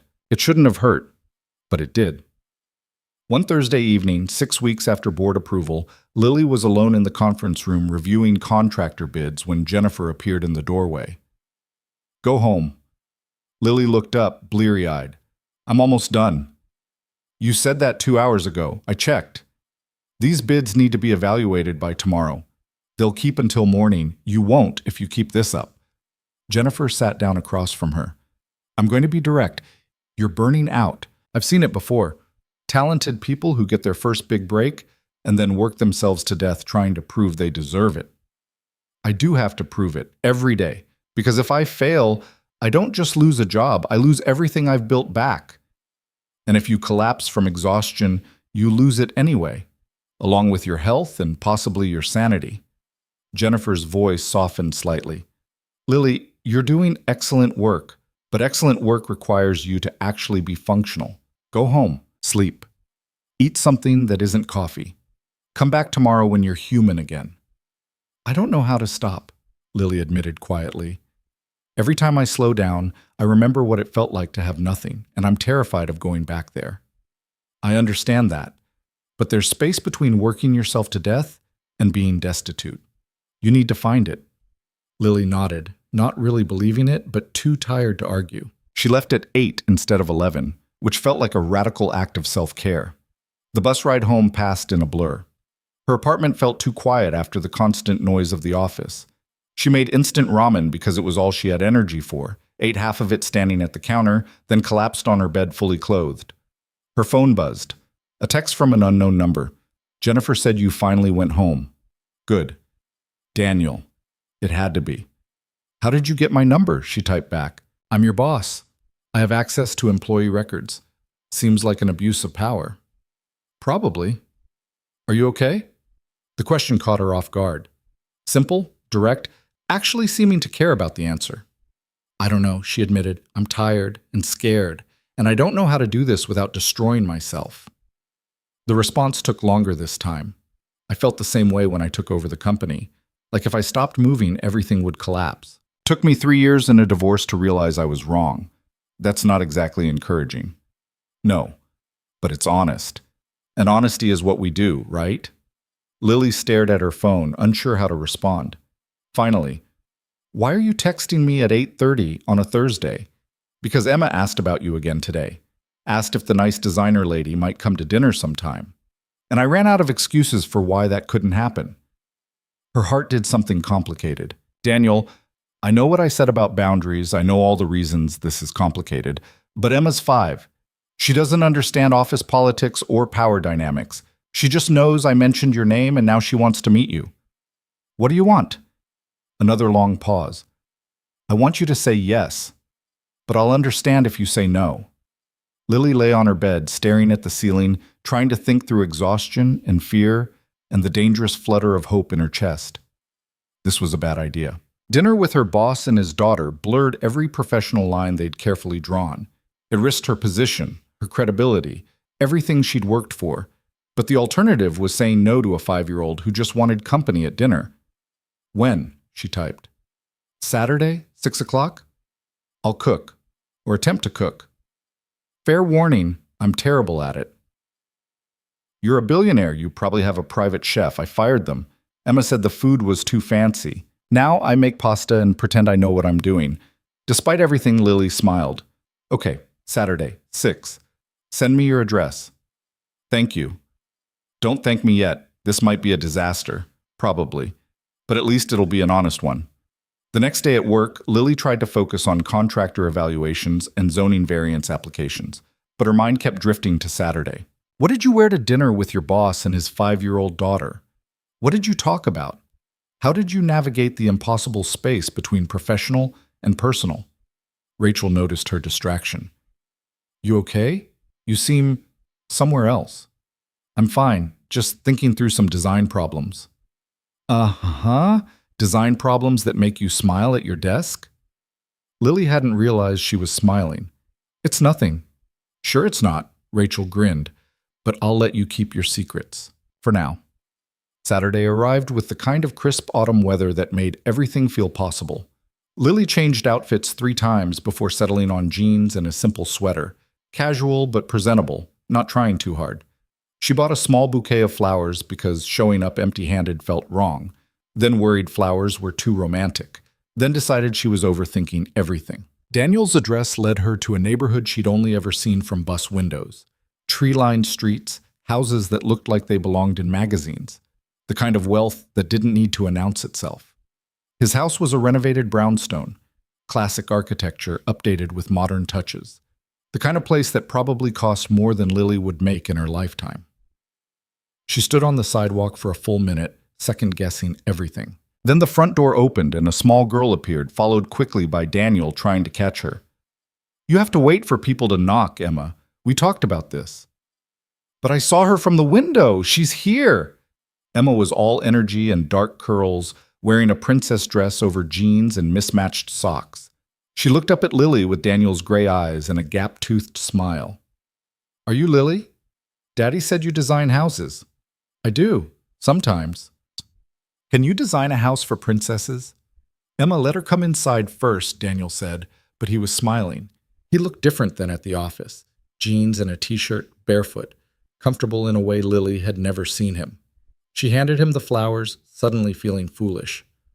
"I didn't know what to bring." "You didn't need to bring anything, but thank you." He ushered her inside. "Fair warning, the place is a mess. Emma's idea of helping me clean is hiding things in creative locations." The house was beautiful, but lived in. Toys scattered across an expensive rug, children's drawings on the refrigerator, a half-finished puzzle on the coffee table. It felt more like a home than a showplace. Emma grabbed Lily's hand with the confidence of a child who'd never learned to fear strangers. "Come see my room. Daddy says it needs better organizing, but I like it how it is." "Emma, maybe let Lily catch her breath first." "It's okay," Lily said. "I'd love to see your room." Emma's room was chaos in the best way. Dolls and books and building blocks creating an elaborate landscape of imagination. The walls were painted soft purple, with glow-in-the-dark stars on the ceiling. "Daddy let me pick the stars," Emma said proudly. "And the purple. He wanted pink, but I said purple is better." "Purple is definitely better," Lily agreed. "Do you like princesses?" "I think I like queens better. They're in charge of things." Emma considered this seriously. "Can princesses become queens?" "Usually. They just have to grow up first." "Then I'll be a queen when I grow up, and I'll design my own house. Like you do." Lily felt something warm and painful in her chest. "That sounds like a good plan." Daniel appeared in the doorway. "Dinner's almost ready. Emma, go wash your hands." "But we're talking about queens." "Queens also wash their hands before dinner. It's a rule." Emma sighed dramatically, but skipped off to the bathroom. Daniel watched her go with an expression that was pure love and exhaustion. "She's wonderful," Lily said. "She's exhausting, but yeah, she's pretty great." He paused. "Thank you for coming. I know this is complicated." "Everything's complicated. Might as well add dinner to the list." Dinner was pasta with marinara sauce that was slightly burned, salad from a bag, and garlic bread that Emma insisted on helping make, which meant it was more butter than bread. It was perfect. Emma dominated conversation, asking Lily endless questions about designing houses, about her favorite color, about whether she'd ever met a real queen. Daniel watched them interact with something soft in his expression, occasionally redirecting Emma when her questions got too personal, but mostly just letting his daughter be herself. "Do you have kids?" Emma asked around a mouthful of pasta. "Emma, don't talk with your mouth full," Daniel said automatically. She swallowed. "Do you?" "No, I don't." "Why not?" "Emma, it's okay," Lily said. "I just never had kids. Maybe someday." "You should. You're nice. Nice people should have kids." Emma went back to her pasta, the topic apparently settled. After dinner, Emma wanted to show Lily her latest art project, a drawing of what she called a house for queens that was mostly towers and rainbows with no apparent structural integrity. Lily admired it seriously, pointing out creative choices and asking questions about design intent. "You're good with her," Daniel said quietly, standing beside Lily as Emma explained her rainbow staircase. "She makes it easy." "She doesn't, actually. Most people don't know how to talk to her. They either condescend or ignore her. You treat her like a person." "She is a person."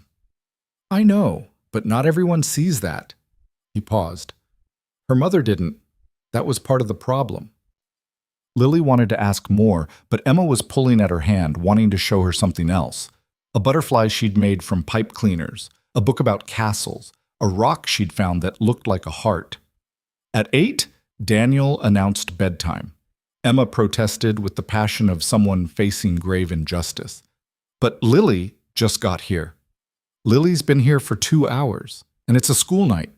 School is boring. School is important. Go brush your teeth. Will Lily come back? The question hung in the air. Emma looked at Lily with such hopeful expectation that saying no felt impossible. If your dad invites me, I'd like that, Lily said carefully. Daddy, invite her. Daniel smiled. I'll work on that. Now go. Teeth, pajamas. I'll be up in 5 minutes to read to you. Emma hugged Lily with the unselfconscious affection of childhood, then thundered upstairs. The sudden quiet felt heavy. I should go, Lily said. Let you do bedtime. Stay for a minute? I'll just get her settled and come back down. He disappeared upstairs. Lily heard muffled voices, laughter, the soft rhythm of a parent putting a child to bed. She wandered through the first floor, studying the space. Beautiful bones, good light, but impersonal in the way homes become when they're maintained rather than truly lived in. The photos were what caught her attention. Emma at various ages, always smiling. Daniel with Emma, both of them covered in paint or flour or snow. But no photos of Daniel's ex-wife, like she'd been carefully erased from the visual record. She took all the pictures of her when she left, Daniel said from behind her. Lily turned. I wasn't snooping, just looking. It's okay. Not much to see anyway. He moved to the kitchen, started making coffee without asking if she wanted any. Monica, Emma's mother, she wanted the life, but not the work. The status of being married to me, the money, the social position, but the actual marriage, the actual parenting, that was too much reality. How long has she been gone? 3 years? Emma was 2. Monica left a note, filed for divorce, moved to California with some tech entrepreneur, sends Christmas cards and birthday presents, but hasn't seen Emma in person since. That's awful. It was. For a while. Now it's just normal. Emma doesn't really remember her. I'm the only parent she's known consistently. He poured coffee, handed her a mug. Some days I'm terrified I'm screwing her up, that I'm working too much, missing too much, failing her in ways I won't understand until it's too late. You're not failing her. She's happy, confident, creative. That doesn't happen by accident. Doesn't it? Maybe she's just naturally resilient. Maybe I'm lucky more than good. Maybe you're both. Lily accepted the coffee, their fingers brushing briefly. She asked if I'd come back. What should I tell her? What do you want to tell her? I asked you first. Daniel was quiet for a moment, studying his own coffee like it held answers. The professional answer is that this is inappropriate. You work for me. Having personal relationships with employees creates conflicts of interest. HR would have a coronary. And the non-professional answer? I want you to come back. I want Emma to have more people in her life who treat her like she matters. And I want... He stopped, set down his mug. I want to know you outside of work. Actually know you, not just work-adjacent conversations and professional courtesy. That's dangerous. I know. People will talk. They probably already are. Let them. Easy for you to say, you own the company. I'm just trying to keep my job. You're not just anything, Lily. And your job isn't contingent on whether we have dinner sometimes. That would be illegal and immoral, and I'm not that person. She wanted to believe him, wanted to ignore all the rational reasons this was a bad idea and just say yes to whatever this was becoming. What if it doesn't work? She asked. What if we try this? Whatever this is, and it falls apart? Then I'm working for my ex whatever while trying to finish a project that defines my career. Then we're adults about it. We keep it professional at work regardless of what happens personally. People do it all the time. Do they do it successfully? Sometimes. Maybe. I don't actually know. He ran a hand through his hair. Look, I don't have this figured out. I just know that Friday night in that restaurant, I felt more honest than I have in years. And tonight, watching you with Emma, I felt less alone. Like maybe my life doesn't have to be work and parenting with nothing else in between. Lily set down her own mug, needing both hands free to think. I need ground rules, clear ones. Okay. Work stays work. No special treatment, no exceptions because we're whatever we are. If my designs aren't good enough, they don't get approved. If I miss deadlines, I face consequences. Everything professional stays completely separate. Agreed. And if this starts affecting my credibility, if people start questioning whether I earned my position or just slept my way into it. We stop. Immediately. My career matters more than dating. Understood. What else? Emma comes first. Always. If she's uncomfortable with this, if it confuses her or hurts her, we end it. No debate. Daniel nodded slowly. Fair, but I reserve the right to make that call about my daughter. That's fair too. They stood in the kitchen, coffee cooling between them, trying to build something stable from uncertainty. So we're doing this? Daniel asked. Apparently, against my better judgment and every professional instinct I have. Same. We're probably going to regret this. Probably. But despite the words, Lily felt something that might have been hope. Fragile and terrifying, but real. She left 20 minutes later after finishing coffee and making tentative plans for dinner the following week. Just the two of them this time, somewhere quiet where they could talk without 5-year-old interruption. Daniel walked her to the door, and there was an awkward moment where neither knew if they should hug or shake hands or what. They settled on a brief, uncertain hug that ended too quickly. Text me when you get home safe, Daniel said. I'm taking the bus. It'll be an hour. Then text me in an hour. She did, standing at her bus stop in the cold. Made it home. Thanks for dinner. Emma's great. She liked you too. More than liked. She asked if you could be her new best friend. What did you tell her? That friendship doesn't work that way, but that you'd probably like being her friend anyway. Lily smiled at her phone like an idiot. Tell her I'd be honored. Will do. Sleep well, Lily. You too. Monday morning at work felt different. Lily kept waiting for something to change, for people to know somehow, for the dynamic to shift. But nothing did. Daniel passed her in the hallway with a professional nod. Jennifer assigned her new tasks without comment. Rachel gossiped about her weekend without noticing anything unusual. It was both relieving and disappointing. The work intensified as construction start date approached. Permitting issues, contractor negotiations, community meetings that sometimes lasted until midnight. Lily threw herself into it with renewed energy, determined to prove she could handle both the project and her personal life without either suffering. She mostly succeeded. The variance application for zoning got approved after a tense city council meeting where Lily had to defend the integrated housing model to skeptical officials who thought affordable housing belonged somewhere else. She won, but barely, and the victory felt exhausting rather than triumphant. 2 weeks after dinner at Daniel's, they managed their first official date, a quiet restaurant far from the office, where the likelihood of running into coworkers was minimal. They talked about everything except work. Daniel told her about growing up wealthy and isolated, never sure who liked him versus who liked his family's money. Lily told him about her mother's struggle to raise 3 kids alone, about learning to make poverty look like choice. You're good at that, Daniel said, making hard things sound matter of fact. It's survival. If you admit how hard something is, people either pity you or tell you to try harder. Easier to just act like it's fine. Is it fine now?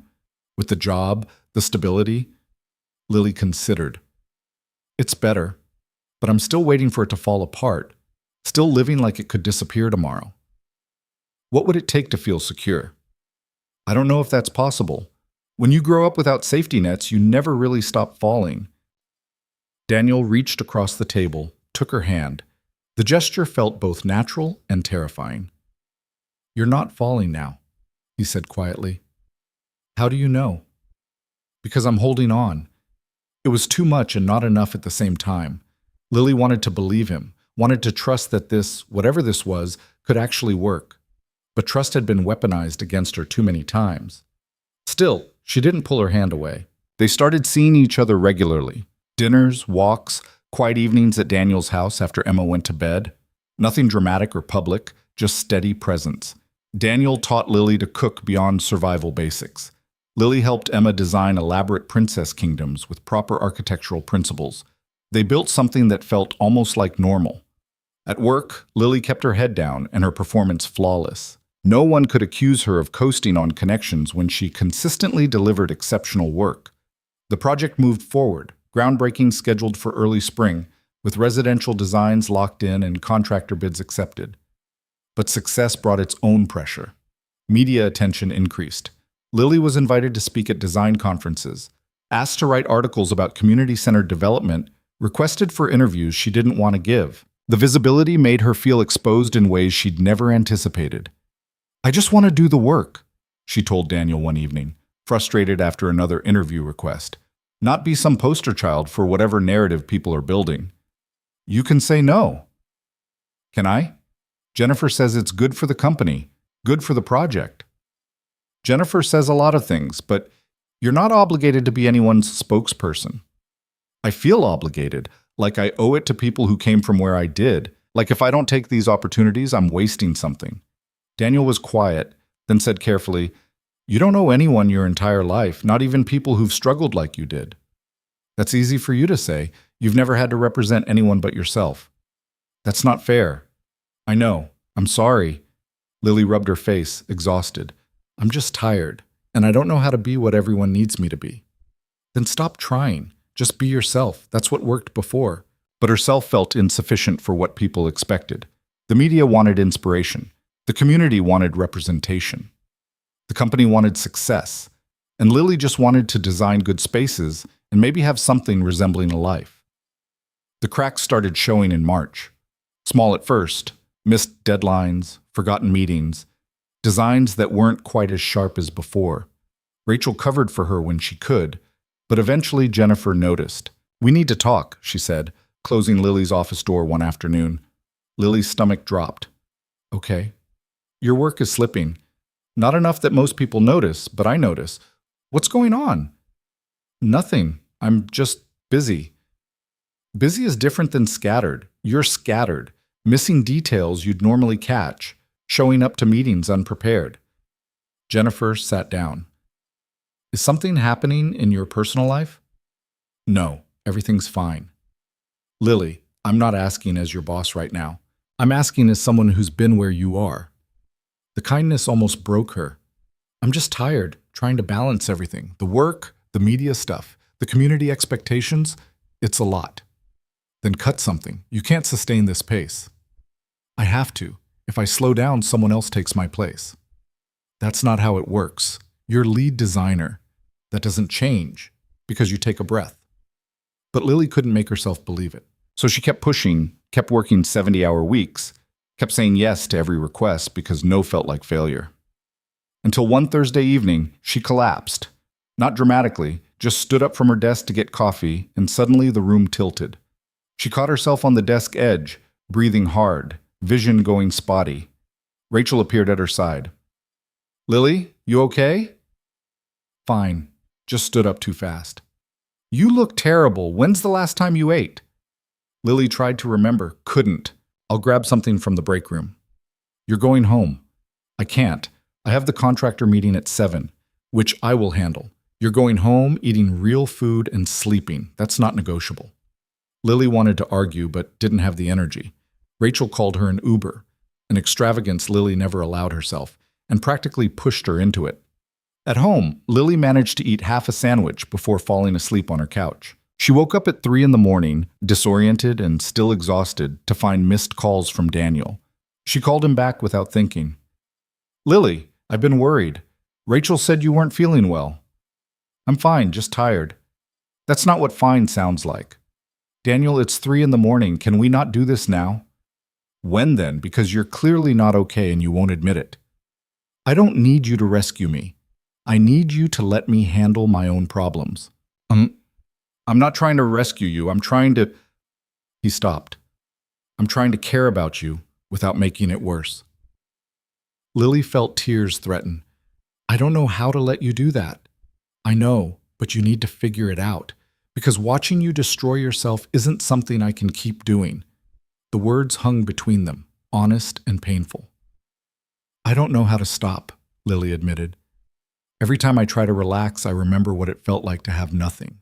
And I'm terrified of going back there. So I just keep working, keep pushing, keep trying to be enough." "You are enough, just as you are. You don't have to earn existence through productivity." "That's a nice thought. Doesn't feel true. Because you won't let it be true."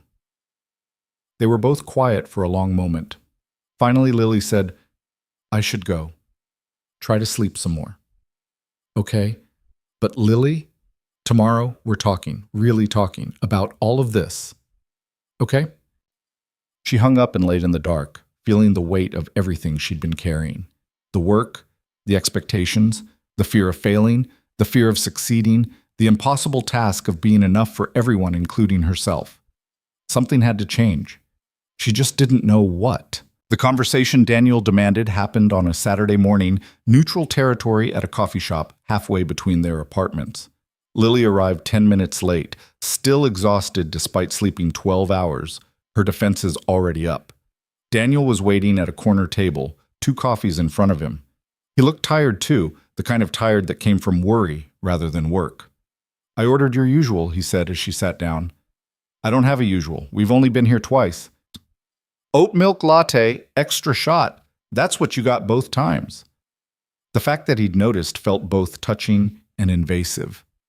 Lily wrapped her hands around the cup without drinking. "You wanted to talk," she said. "I want you to be honest with me, really honest, not the version where you tell me what you think I want to hear." "I'm always honest."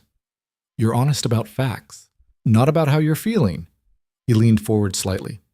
"Lily, you're drowning, and you won't let anyone help you." "I'm not drowning, I'm just adjusting." "To what? Success? Because from where I'm sitting, success is killing you." The words stung because they were true. Lily looked away, watching other people in the coffee shop living normal Saturday mornings, reading newspapers, laughing with friends, existing without the weight of proving themselves every second. "I don't know how to do this," she admitted quietly. "Any of this. The job is bigger than anything I've ever done. The attention is overwhelming, and you—" She stopped. "Me? You scare me. Not in a bad way, just this scares me.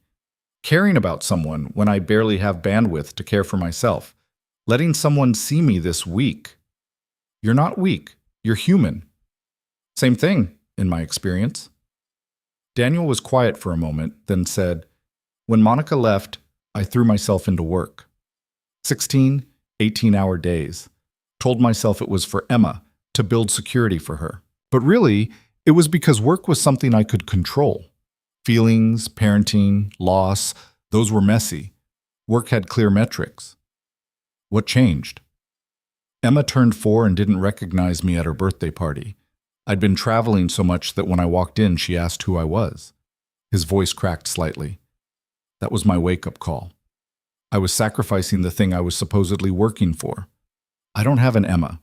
I just have work. You have more than work. You have yourself. And the person I care about is slowly disappearing under pressure she doesn't need to carry alone." Lily finally met his eyes. "What if I don't know how to ask for help?" "Then learn, with me. Let me help you figure this out. And if I fail anyway, if I can't balance everything and something falls apart, then something falls apart, and we deal with it, together." The word together felt foreign in her mouth. Lily had been alone for so long, making decisions solo, carrying burdens solo, failing, and recovering solo. The idea of sharing any of it felt more terrifying than the work itself. But sitting across from Daniel, seeing genuine concern in his eyes rather than judgment, something shifted. "I need to cut back on the media stuff," she said. "The interviews, the conferences, all of it. It's not helping the work. It's just feeding an image I don't want to be." "Then tell Jennifer no. She'll think I'm ungrateful. She'll think you have boundaries. That's different." Lily nodded slowly. "And I need to stop working 70-hour weeks. Hire someone else to handle some of the load."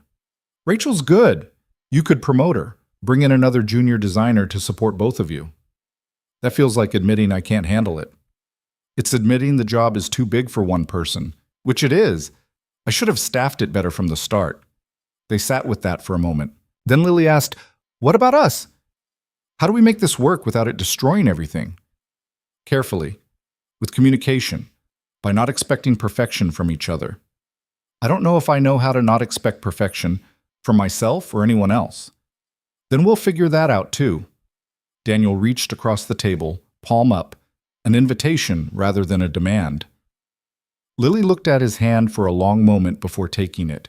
His grip was warm, steady, real. "I'm scared," she admitted. "Me too. But you're doing it anyway." "So are you." Monday morning, Lily walked into Jennifer's office with a speech prepared and her resignation letter in her bag, just in case. Jennifer looked up from her computer. Please tell me you're not quitting. What?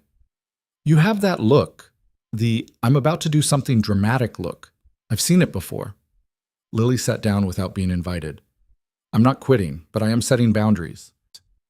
Jennifer's expression shifted to something that might have been respect. I'm listening. No more media interviews unless they directly serve the project. No more speaking engagements. No more being the face of anything. I'm a designer, not a spokesperson. I want to do the work and let the work speak for itself. The publicity has been good for the company. I don't care. It's destroying me. And if I burn out, you lose me entirely. Better to have me at 80% doing actual design than at 20% doing publicity. Jennifer leaned back in her chair, studying Lily carefully. Fair enough. What else? I need help. Another designer, someone to split the residential work with. Rachel's ready for more responsibility. We bring in someone new to support both of us, restructure the team so no one's carrying everything alone. That increases costs, decreases risk. If I collapse, which I almost did last week, the entire residential component gets delayed. Cheaper to staff appropriately than to rebuild after failure. You've been thinking about this. I've been drowning and pretending I wasn't. I'm done pretending. Jennifer was quiet for a long moment. Then she smiled, genuinely smiled, which Lily had never seen before. Good. I was wondering when you'd figure that out. You knew I was struggling? Everyone knew. We were waiting to see if you'd ask for help or burn out trying to prove you didn't need it. She opened her laptop. I'll approve the additional hire. Rachel gets promoted to senior designer. You become creative director of residential development, which comes with a team instead of solo responsibility. Salary adjustment to match the new title. Lily's head spun. Just like that? Just like that. You've proven you can do the work. Now you're proving you can build a sustainable career instead of just surviving each day. That's worth rewarding. Thank you.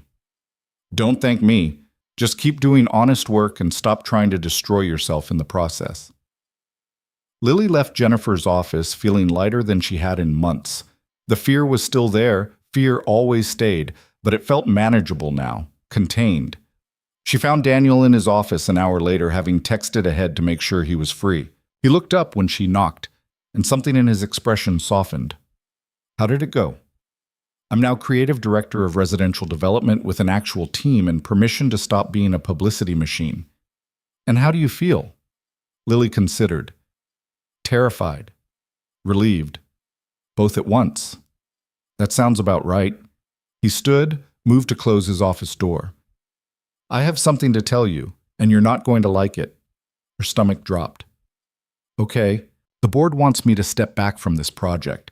Focus on other company initiatives while Jennifer takes over as lead executive. What? Why? Because there are rumors. About us. Someone saw us at that restaurant or put together pieces, I don't know.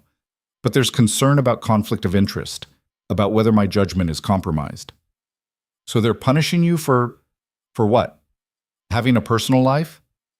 They're protecting the project. And honestly, they're not wrong. My judgment might be compromised where you're concerned. That's ridiculous. Your judgment has always been about the work. Has it? Because I hired you after one meeting, Lily. I created a position that didn't exist because I wanted you on this team. Would I have done that for anyone else with your exact resume and circumstances? The question hung between them. Lily wanted to say yes, wanted to believe her work had been enough on its own. But honesty had always been their foundation. I don't know, she admitted. Neither do I. And that's the problem. Daniel sat on the edge of his desk. So I'm stepping back. Jennifer takes over executive oversight. I'll still be involved at the company level, but day-to-day decisions go through her. Does this change anything between us? Only if you want it to. The conflict of interest was me being your direct supervisor. If Jennifer's running the project, that line gets less blurred.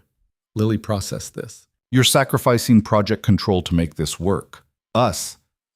I'm choosing what matters more. The project will be fine. Jennifer's excellent. But you and we're still figuring out what we could be. I want the chance to find out. Even if people talk? Even if it damages your reputation? My reputation will survive. What I can't survive is another 3 years of pretending I don't need anyone. He moved closer to her. I spent so long thinking success meant total control. But control is just another word for isolation. I'm tired of being isolated. Lily felt tears threaten. I don't know if I'm worth all this. Let me decide what you're worth to me. That scares me. Everything scares you. You do it anyway. That's what makes you remarkable. She wanted to argue, to list all the ways she was ordinary and broken and insufficient. But looking at Daniel, seeing the exhaustion and hope mixed in his expression, she realized he saw her clearly and was choosing her anyway. Maybe that was enough. Okay, she said quietly. Okay? Okay to you stepping back. Okay to trying this for real. Okay to being terrified and doing it anyway. Daniel smiled, and it transformed his face into something younger, less burdened. That's a lot of okays. I'm feeling generous.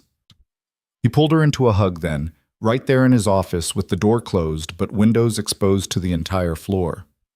Lily stiffened for a second. This was still work, still public, then relaxed into it. Let herself be held without calculating the cost. Someone would probably see. Someone would probably talk. She couldn't bring herself to care. The transition wasn't smooth. Jennifer taking over meant new dynamics, new expectations. Some people on the team resented the change, thinking Daniel had been pushed out rather than choosing to step back.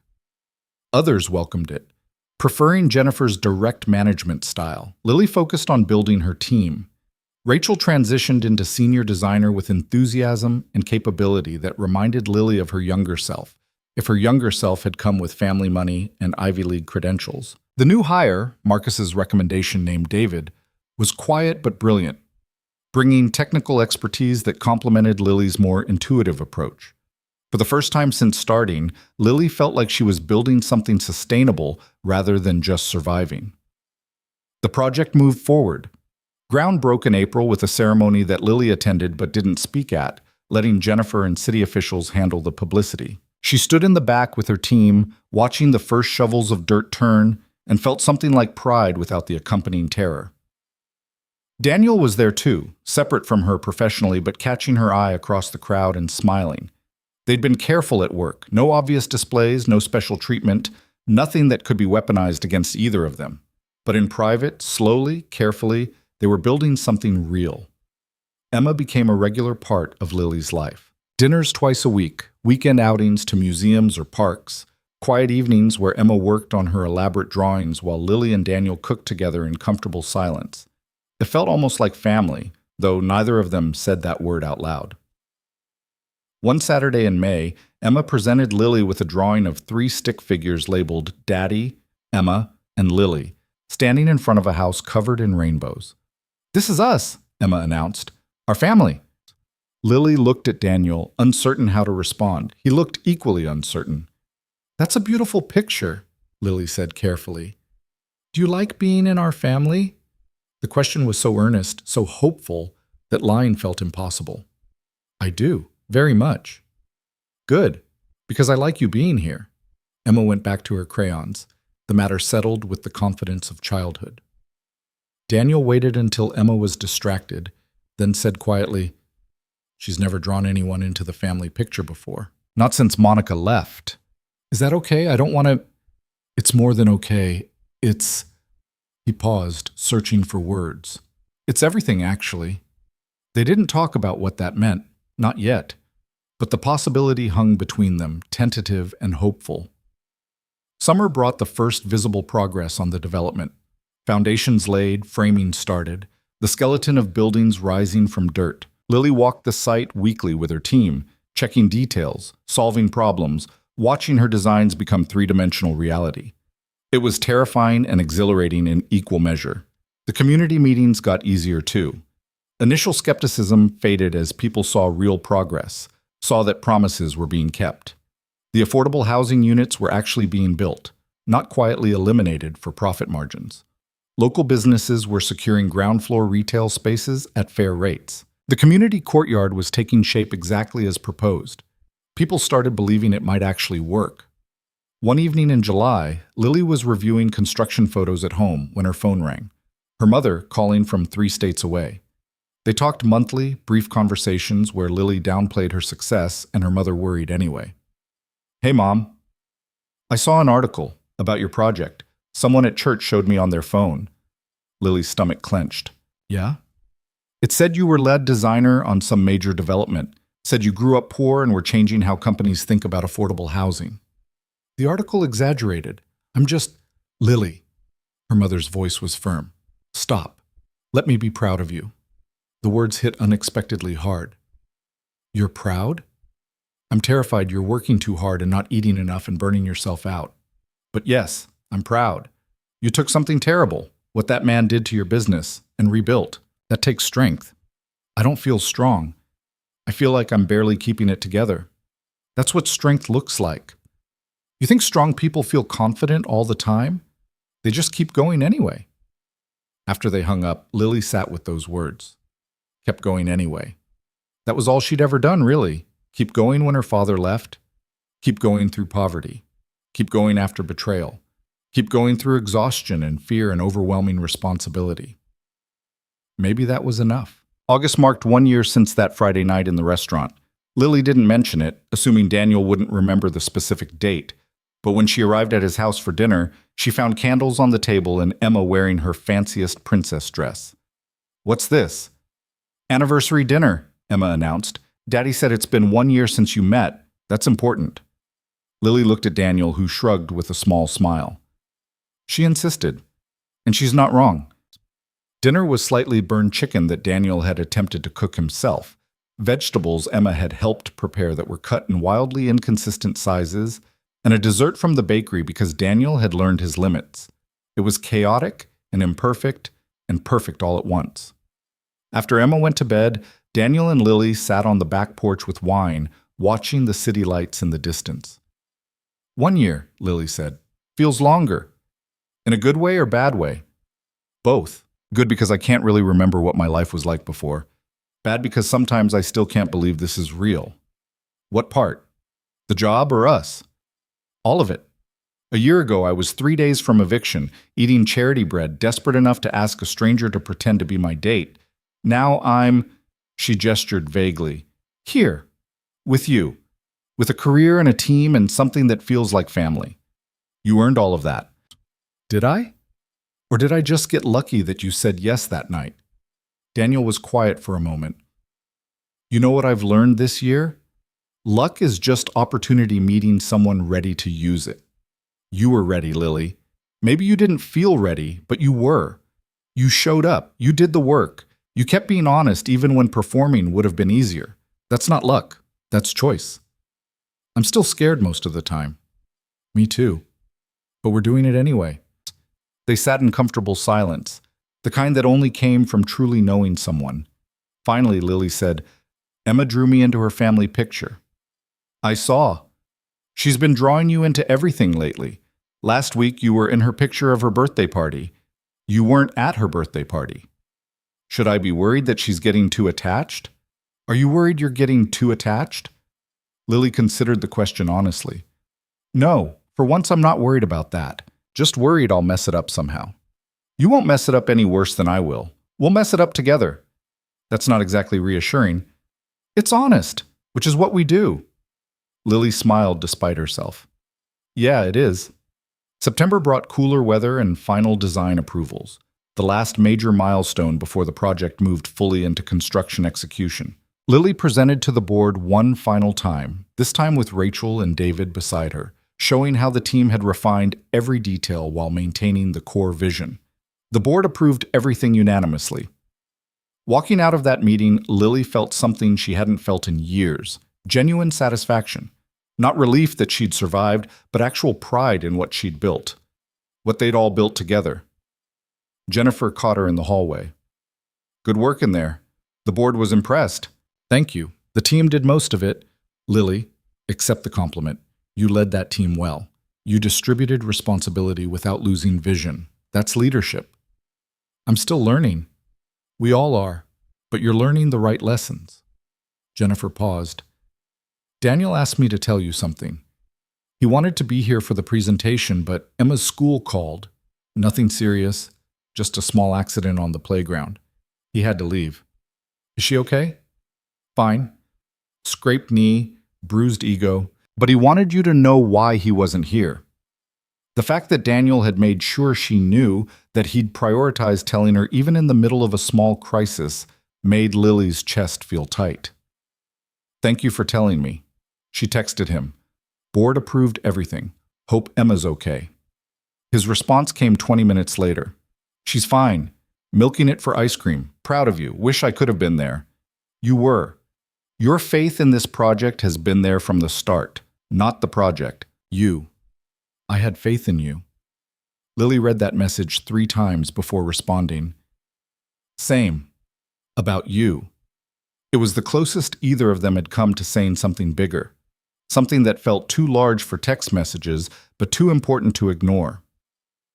October brought Emma's 6th birthday party, which Lily helped plan because Emma insisted she was part of the family now, and therefore required at all family events. They rented a room at a children's museum, invited Emma's entire kindergarten class, and spent 3 hours managing controlled chaos. Watching Daniel navigate 26-year-olds with patience and humor, seeing him get covered in cake and paint and general kid mess without losing his composure, Lily felt something shift. This was who he was when the CEO mask came off. Just a father trying his best, making mistakes, showing up anyway. Near the end of the party, Emma dragged Lily over to meet her best friend, Sophie. This is Lily, Emma announced. She's my dad's girlfriend, and she designs houses, and she's really nice. It was the first time Emma had labeled Lily that way. Girlfriend. Lily looked at Daniel across the room, who'd clearly heard and was watching her reaction. She could correct Emma, explain that their relationship was more complicated than simple labels, or she could just accept it. Nice to meet you, Sophie, Lily said. Emma beamed.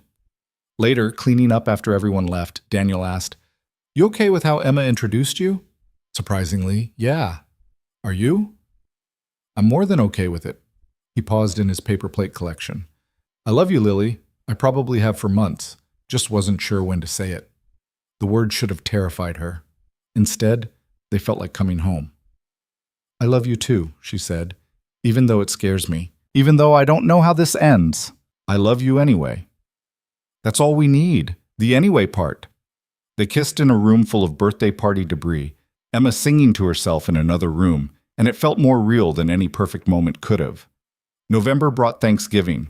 Lily's family couldn't travel, and Daniel's parents were abroad, so they created their own celebration, just the 3 of them, cooking too much food and making a mess of Daniel's kitchen and laughing when the turkey came out slightly burned. Emma insisted on going around the table saying what they were thankful for. I'm thankful for my daddy and Lily and my new friends at school and my art supplies and ice cream, Emma said. I'm thankful for Emma and for second chances and for people who see past masks, Daniel said, looking at Lily. Lily took a breath.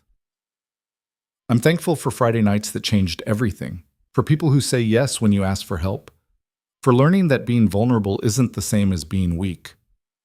Emma nodded seriously, like this was all perfectly normal and not at all profound. Maybe it was normal. Maybe this was what normal looked like. Imperfect people trying their best, building something together, choosing each other anyway. December marked the project reaching vertical construction, buildings taking shape against the winter sky, looking almost exactly like the renderings Lily had drawn months ago. She stood at the site with her team, watching the sun set behind steel frames, and felt the kind of satisfaction that couldn't be quantified or put on a resume. She'd built this. Not alone, never alone, but she'd been part of creating something that mattered, something that would house families, support communities, prove that development didn't have to mean displacement. Rachel stood beside her, reviewing tomorrow's schedule. We're ahead of timeline on the courtyard framing. Contractors say if weather holds, we'll be dried in before January. That's good. Really good. You sound surprised. I keep waiting for it to fall apart. It won't. We built it too well. Rachel smiled. You built it too well. That evening, Lily went to Daniel's house for dinner like she did most evenings now. She had her own key, her own drawer in his dresser, her own place at the table. Small integrations that had happened gradually until one day she realized she was home. Emma was doing homework at the kitchen table, first-grade math that she approached with dramatic sighs. Daniel was cooking pasta, the one thing he'd actually mastered. Everything was ordinary and domestic, and exactly what Lily had never thought she'd have. "How was your day?" Daniel asked. The kind of question couples asked each other. "Good. Project's ahead of schedule, Rachel's handling contractor negotiations like she's been doing it for years. I actually left at 5:30. That's practically early for you." "I'm learning balance, slowly." Emma looked up from her math. "Lily, can you help me? I don't understand this problem." Lily sat beside her, studying the worksheet. "Okay, so if you have 3 groups of 4 apples, why would I have 3 groups of 4 apples? That's too many apples." "It's just an example." "Examples should make sense. Nobody needs 12 apples." Daniel laughed from the stove. "She has a point." They worked through the homework together, Emma arguing with the logic of word problems, Lily defending math's honor, Daniel interjecting with increasingly absurd apple-related scenarios until Emma dissolved into giggles. This was it, Lily realized. This ordinary evening, this silly conversation, this feeling of belonging without performing. This was what she'd been working toward without knowing it. After Emma went to bed, Lily and Daniel sat on the couch, her feet in his lap, his hand absently rubbing her ankle. "I was thinking," Daniel said carefully, "the project finishes in about 8 months. Move-ins start in fall. I know, it's terrifying and exciting. What happens after? Have you thought about that?" "Sometimes. The company has other projects. Jennifer mentioned wanting me to lead design for a mixed-use development in the waterfront district." "And personally?" Lily knew what he was asking. "I don't know. It's good, really good. But I'm still figuring out how to be in a relationship while having a career, how to want things without them disappearing." "What if they don't disappear? What if this is just your life now? Stable job, relationship, family. What if it lasts? Then I'll have to learn how to live with happiness instead of just surviving crisis to crisis." "That sounds exhausting." "It really is." She smiled. "But I'm willing to try." "Good. Because I'm not going anywhere, and neither is Emma. He paused, choosing words carefully.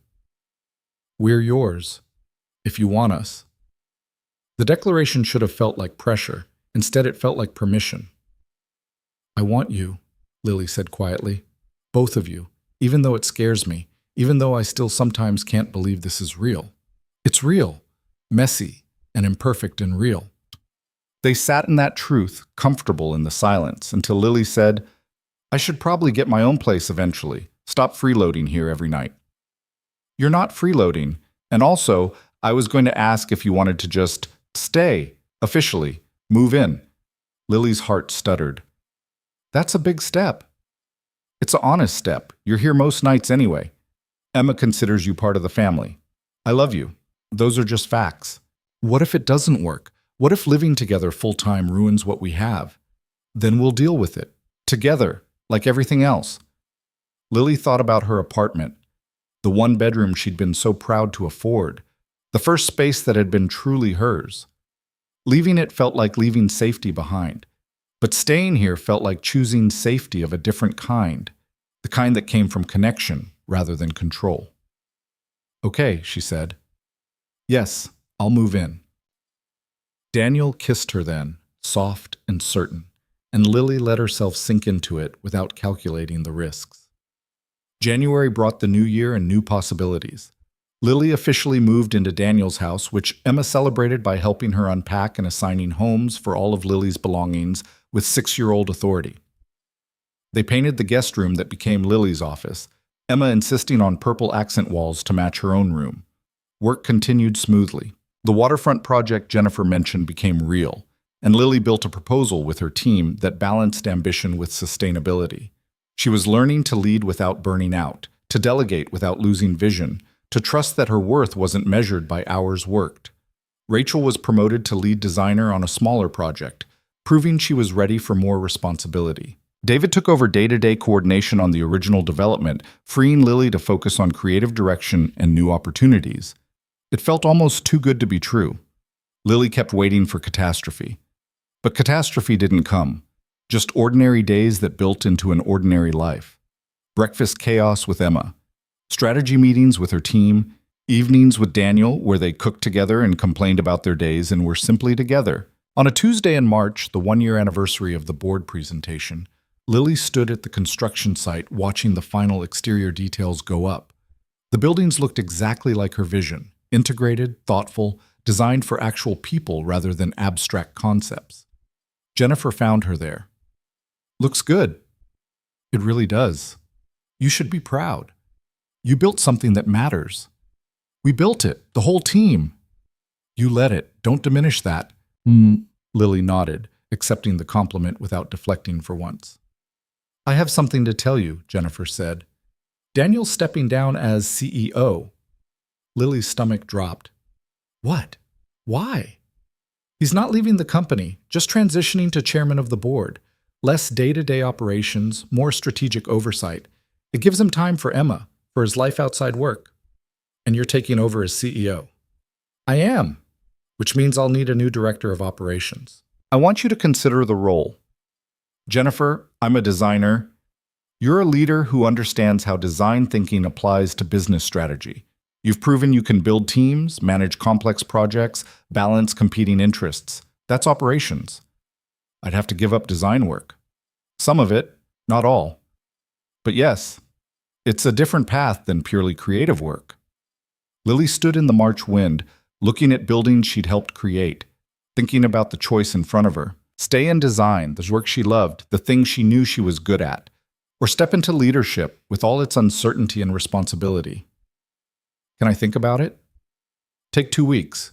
But Lily, you're ready for this, even if you don't feel ready. That evening, Lily told Daniel about the offer. They were in the kitchen, Emma doing homework nearby, the ordinary rhythm of their life humming around them. What do you want to do? He asked. I don't know. Design is what I'm good at, what I love. That's not what I asked. Lily thought about it. I want to build something bigger than individual projects. I want to shape how the company thinks about development, about community impact, about doing business ethically. I want to prove you can be successful without being ruthless. That sounds like operations to me. It sounds terrifying. Everything terrifies you. You do it anyway. He smiled. That's kind of your thing. Emma looked up from her math homework. What's terrifying? Lily might get a new job, a really important one. Will you still live here? Of course, Lily said immediately. Then it doesn't matter what job you have. You'll still be here. Emma went back to her math, the issue settled. Lily looked at Daniel. She makes it sound simple. Maybe it is simple. Do you want the job? I think I do. Despite the terror. Then take it. Just like that? Just like that. I'll be stepping back so we won't have the same conflict of interest issues. You'll report to Jennifer, who respects your work, and you'll be building the kind of company culture you believe in. He paused. Plus, you'll be good at it. Scary good, probably. 2 weeks later, Lily accepted the position.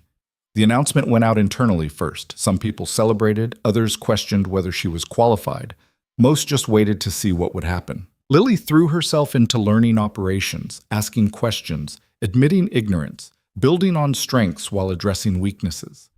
It was exhausting and exhilarating and terrifying all at once. June brought move-ins for the first residential units. Lily walked through completed apartments with families seeing their new homes for the first time, watching children run through spaces she'd designed, seeing the integrated housing model actually work. One mother, moving into an affordable unit with her 2 kids, stopped Lily in the courtyard. I heard you designed this place. I did. With a team. Is everything okay with your apartment? It's perfect. That's what I wanted to tell you. I was scared moving in that the affordable units would feel less than, cheaper. But you can't tell the difference. My kids have the same courtyard, same finishes, same feeling of home as everyone else here. That matters more than you probably know. Lily felt tears threaten. It matters to me too. I grew up in affordable housing that felt like punishment for being poor. I wanted this to be different. It is different. Thank you. After the woman left, Lily stood in the courtyard she'd designed, the one with native plantings and community seating and space for actual life, and let herself feel proud. Not perfect, Not revolutionary, but honestly good work that served real people. That evening, she came home to find Daniel and Emma attempting to bake a cake. The kitchen was a disaster, flour everywhere. Emma covered in frosting, Daniel looking harried but happy. "What's this?" Lily asked. "Celebration cake," Emma announced. "Daddy said your project is done." "Not quite done, but the first phase is complete." "Close enough," Daniel said. "We're celebrating." The cake was lopsided and slightly burned. They ate it anyway, Emma narrating her entire baking experience in dramatic detail, Daniel interjecting corrections, Lily watching them both with a fullness in her chest that felt like belonging. Later, after Emma was asleep and they were cleaning up the kitchen disaster, Daniel said, "I have something to ask you, but I need you to know there's no pressure, no expectation." Lily's heart started racing. "Okay." He pulled a small box from his pocket. "I love you. Emma loves you. You're already part of this family in every way that matters. But I want it to be official. I want you to marry me. If you want that too." Lily stared at the ring, simple, elegant, exactly what she would have chosen if she'd dared to imagine this moment. "I'm still figuring out how to be in a relationship," she said. "How to trust this won't disappear." "I know. And marriage feels like a lot. A commitment I'm not sure I know how to make." "I know that too. But I love you, and Emma, and this life we're building, and I want to keep building it, officially." "Is that a yes?" "It's a terrified yes, but yes." Daniel slid the ring onto her finger, and Lily looked at it, this symbol of promises she was learning to believe in, and felt something like peace. They married in September, small ceremony in Daniel's backyard with Emma as flower girl, and both their families finally meeting. Lily's mother cried through the entire thing. Daniel's parents looked cautiously pleased. Emma took her role extremely seriously, practicing her flower-scattering walk for weeks beforehand. It wasn't perfect. The caterer was late. It rained briefly during the ceremony. Emma's dress got torn on a rosebush. But it was theirs, honest and imperfect and real. Standing there, making promises she was choosing to believe in, Lily thought about that Friday night 2 years ago. The desperation that had driven her to approach a stranger. The loneliness in Daniel's eyes when he'd said yes. Two people pretending to be on a date who'd somehow stumbled into something neither had been looking for. She thought about everything that had happened since. The job offer, the board presentation, the slow building of trust in team and family, the learning to accept help, to delegate responsibility, to believe in stability instead of waiting for collapse. None of it had been smooth. All of it had been worth it. "I love you," Daniel said, the promises complete, the gathering applauding. "I love you too," Lily said, "even though it's terrifying." Especially because it's terrifying. They kissed, Emma cheered, rain stopped, and life continued in its ordinary, extraordinary way. Years later, Lily would stand in front of architecture students and tell them about the development that had launched her career, about integrated housing and community-centered design and doing work that served people rather than just profit. They would ask about her success, her rise from struggling designer to director of operations at a major development firm. And she would tell them the truth, that success hadn't been linear or clean, that she'd nearly burned out trying to prove she deserved opportunities, that the most important skill she'd learned wasn't design or leadership, but simply showing up, scared, imperfect, willing to try anyway. Some would nod like they understood. Others would look disappointed, wanting a cleaner narrative. But a few would lean in, recognizing themselves in her story. The ones who'd struggled, who'd been told they didn't belong, who'd had to choose between vulnerability and pride. Those were the ones she was talking to anyway. At home, Emma, now 10, would be working on her own designs, drawing elaborate buildings with questionable structural integrity but abundant creativity. Daniel would be cooking dinner, having finally mastered more than just pasta. And Lily would walk through the door to this life she'd built, still sometimes surprised it was real. "How was the talk?" Daniel would ask. "Good. Scary. The usual." "You're excellent at scary." "I've had practice." Emma would show her the latest drawing, a house made entirely of windows and staircases leading nowhere. "Does it work?" Emma would ask. And Lily would study it seriously because children's questions deserved serious answers. Structurally? No. Creatively? Absolutely. Sometimes the best designs break rules. Like you did? Like I tried to, still trying to, actually. Good, Emma would say, already back to her drawing. Breaking rules is more interesting. Later, Lily and Daniel would sit on their porch, watching the city lights, comfortable in silence. Everything hadn't magically become easy. Work still challenged her. Doubt still crept in. Some days she still felt like an imposter waiting to be discovered, but she'd learned something crucial. Fear didn't mean failure. Being scared just meant something mattered enough to risk it. "You okay?" Daniel would ask, noticing her quietness. "Yeah, just thinking about how different everything is from 2 years ago." "Better different or worse different?" "Complicated different. Good complicated." "I'll take it." And that was the truth of it, really. Life hadn't become perfect or easy or free from struggle. It had just become lived, fully, honestly, with people who saw her completely and chose her anyway. That Friday night in the restaurant, Lily had asked a stranger for help because she'd had nothing left to lose. What she hadn't known then was that asking for help wasn't losing. It was the first step toward building something real. The building she designed would stand for decades. The policies she helped implement would affect thousands of families. The team she built would shape the company's future direction. But sitting on her porch with the man she loved, raising a child who felt like hers, living a life she'd earned through showing up scared, that was the real architecture of her success. Not the buildings, the life. And it was enough. More than enough. It was everything.